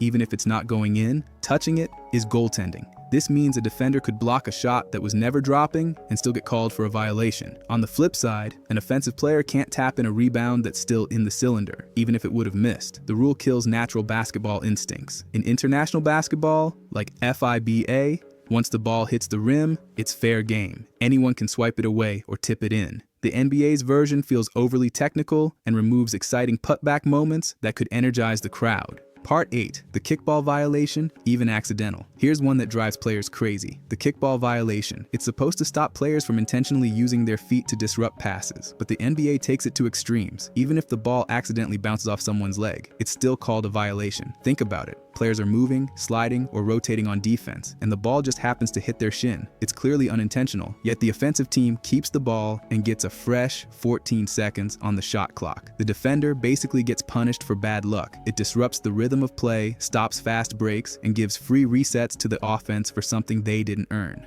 Other leagues, like FIBA, only call it when it's clearly intentional, but the NBA's rule doesn't care about intent, just contact. It's one of those overly literal interpretations that makes the game feel robotic instead of fluid, and frustrates defenders trying to play clean, active defense. Part 9. The technical foul for hanging on the rim. One of the most unnecessary and outdated rules in the NBA is the technical foul for hanging on the rim. The rule says players can't hang after a dunk unless it's to avoid injury. Sounds fine until you see how inconsistent it is. A player throws down a huge dunk, the crowd explodes, and he hangs for a second to celebrate. Whistle. Technical foul. Yet sometimes another player does the same thing, and the refs let it slide. It's all about judgment, which makes it unpredictable and frustrating. Worse, players often grab the rim to protect themselves from landing on someone's foot or another defender underneath. But referees don't always see it that way. So, what's meant as a safety move sometimes gets penalized as taunting. It's a rule that takes emotion out of the game. Dunks are one of basketball's most thrilling moments. Players should be able to celebrate safely without worrying about an unnecessary technical foul. Part 10. The offensive charge rule. Few rules spark as much debate as the offensive charge. It happens when an offensive player collides with a defender who has established position. In theory, it rewards good defense, but in reality, it's one of the most abused and confusing rules in basketball. Defenders often slide under a driving player at the very last second, hoping to draw a charge instead of playing honest defense. It leads to dangerous collisions, flops, and endless replay reviews. What makes it worse is the subjectivity. Some refs call it, others don't, and the same play can be a block one night and a charge the next. Many players and coaches argue it punishes aggression and creativity. The offensive player doing something spectacular, like a spin move or dunk attempt, can lose the ball just because someone fell backward dramatically. Instead of promoting fair defense, it's become a tactic for tricking referees. Most fans agree the charge rule needs a serious update. Part 11. The illegal screen rule. The illegal screen rule sounds simple, but often feels impossible to follow. A screen is illegal if the player setting it moves even slightly while making contact. But in today's NBA, players are constantly in motion, making the line between legal and illegal almost invisible. One referee might let a small movement slide, while another calls it instantly. The inconsistency frustrates players and fans alike. Sometimes a barely noticeable shuffle gets whistled, and other times a blatant moving screen is ignored. The result? Key possessions ruined over technicalities. It's a rule that should encourage teamwork and spacing, but instead, it punishes natural movement. Everyone wants clean screens, but when even a pivot or lean can cause a turnover, it feels more like guesswork than fair play. Part 12. The basket interference rule. The basket interference rule restricts any player, offensive or defensive, from touching the ball while it's still on or above the rim. Sounds fair, but in reality, it often leads to absurd calls. Sometimes the ball is clearly bouncing out, yet a player who tries to tip it gets whistled, or a defender swats a shot that's hanging but not actually going in, still interference. The problem lies in the gray area of above the cylinder. An invisible space refs must somehow judge in real time. In international play, players can knock the ball off the rim freely, creating fast-paced and exciting action. But in the NBA, this rule kills momentum and creativity. It removes highlight plays that could change the game's energy, all because of an invisible line no one can truly see. Part 13. The 8-second backcourt violation. The 8-second rule requires a team to advance the ball past half court within 8 seconds. The purpose? Keep the game fast, but it often feels unnecessary and unfair, especially in chaotic defensive situations. When teams apply full court pressure, a single deflection or bump can cost precious seconds. Even if the offense recovers control, the clock doesn't stop. And sometimes, refs start the count late or inconsistently, adding more confusion. The rule punishes teams for playing methodically or dealing with aggressive traps rather than actual delay. In tight games, one mistimed dribble can result in a turnover that changes everything. While the rule was meant to speed up the sport, it sometimes feels like a cheap turnover waiting to happen, punishing smart ball handling instead of rewarding it. Part 14, the restricted area rule. The restricted area rule creates a semicircle under the basket where defenders can't draw a charge. If they're standing inside that arc, contact automatically becomes a blocking foul. While it was meant to protect offensive players from undercutting defenders, it's turned into a confusing mess. A defender can be outside the arc for a split second, step in slightly, and suddenly the call flips. The rule also slows the game, as refs constantly review charge/block calls on replay. It's another example of a good idea that became overcomplicated. Instead of making things safer, it's created endless gray zones and reviews. Players now try to game the rule, sliding their feet at the last moment to draw calls either way. What should have been a clear protection rule has turned into a constant source of debate and frustration. Part 15, the you can't call timeout if you don't have the ball rule. Here's a rule that has caused hilarious and heartbreaking moments alike. A player can only call a timeout when their team has clear possession of the ball. Sounds reasonable until you remember how chaotic the NBA can get. Players sometimes dive for loose balls, and in the heat of the moment, they yell timeout, only to find out the refs say no possession. The result? A turnover or jump ball, and the opposing team gets the advantage. Even worse, players who think they've saved a possession end up looking foolish on highlight reels. It's a rule that values technicality over hustle. Instead of rewarding effort, it punishes instinct. In crucial late-game moments, that split-second confusion can cost a team the win, making this one of the most frustrating smart but dumb rules in all of basketball. Part 16, the flagrant 1 versus flagrant 2, confusion. The flagrant foul rule was introduced to make the game safer, but instead, it's become one of the NBA's most confusing. A flagrant 1 is for unnecessary contact, while a flagrant 2 is for unnecessary and excessive. Sounds simple, but no one, not even players, now seems to know where the line is. The same play can be a flagrant 1 one night and a flagrant 2 the next, depending on which referees are working. Sometimes, a light hit during a rebound gets reviewed for minutes, killing the flow of the game. Even accidental contact can lead to ejections, which completely changes outcomes. It's all about intent, but refs can't truly judge that in slow motion. The rule's inconsistency has made it a running joke among fans. Safety is good, but inconsistency kills the fun. Part 17, the no basket after the whistle rule. Few things annoy players more than this, the no basket after the whistle rule. Once a foul is called, any shot made after that doesn't count, even if it goes in naturally. Imagine driving to the hoop, hearing a late whistle mid-shot, hitting an amazing and one, only to find out it doesn't count because the ref blew it half a second earlier. It kills energy, highlight moments, and momentum. While it's meant to separate live play from dead ball situations, refs often call fouls late, blurring the timing completely. Fans see the ball go in and don't understand why it's waved off. It's one of those rules that make perfect sense in the rule book, but 0 sense in real life. In a sport driven by rhythm and emotion, canceling made shots feels robotic and drains the excitement out of big moments. Part 18, the double dribble after crossover mistake rule. The double dribble rule exists to stop players from dribbling, stopping, then starting again. But in today's fast-paced, skill-heavy NBA, it's caused some ridiculous calls, especially on crossovers. When players like Kyrie Irving or Steph Curry perform advanced moves, the ball sometimes momentarily pauses or hits both hands during control changes. Refs occasionally mistake that for a double dribble, even though it's just elite ball handling. The rule was made decades ago when dribbling was basic. Now, players use hesitations, spins, and hangs, creating illusions that fool defenders and referees alike. It's outdated and doesn't fit modern basketball creativity. Fans don't want to see a player penalized for flashy skills. The rule should adapt to the game's evolution, not stifle it. Part 19, the too many players on court. Technical. It sounds obvious. You can't have more than 5 players on the court, but the way this rule plays out in the NBA makes it hilariously dumb. Sometimes during substitutions or timeouts, a team accidentally ends up with 6 players for a few seconds. Even if it has 0 impact on the play, refs can still call a technical foul and give the other team a free throw. It's usually just a communication mistake. Players confuse during a substitution rotation, yet the punishment is severe, especially in close games. Coaches get furious, players look embarrassed, and fans are left laughing at how something so minor can cost points. Instead of a harsh technical, many argue it should just reset the possession or issue a warning. Basketball is fast, mistakes happen, but this rule feels like overkill for a harmless mix-up. Part 20, the coach's challenge 1 per game, limitation. The coach's challenge was meant to bring fairness, but its biggest flaw is the 1 challenge limit. Coaches get only a single chance to challenge a call, even if they're 100% correct. That means if they win a challenge in the first quarter, they can't use another for the rest of the game. So even if refs blow a major call later, the coach can only watch helplessly. In football, coaches get an extra challenge if they're successful, but not in the NBA. The restriction makes no sense, especially when a team is proven right. It's one of the few times the league penalizes accuracy. If the goal is fairness, coaches should be rewarded for using the system correctly, not punished for it. Until that changes, this rule will remain one of the NBA's smartest ideas, ruined by dumb execution.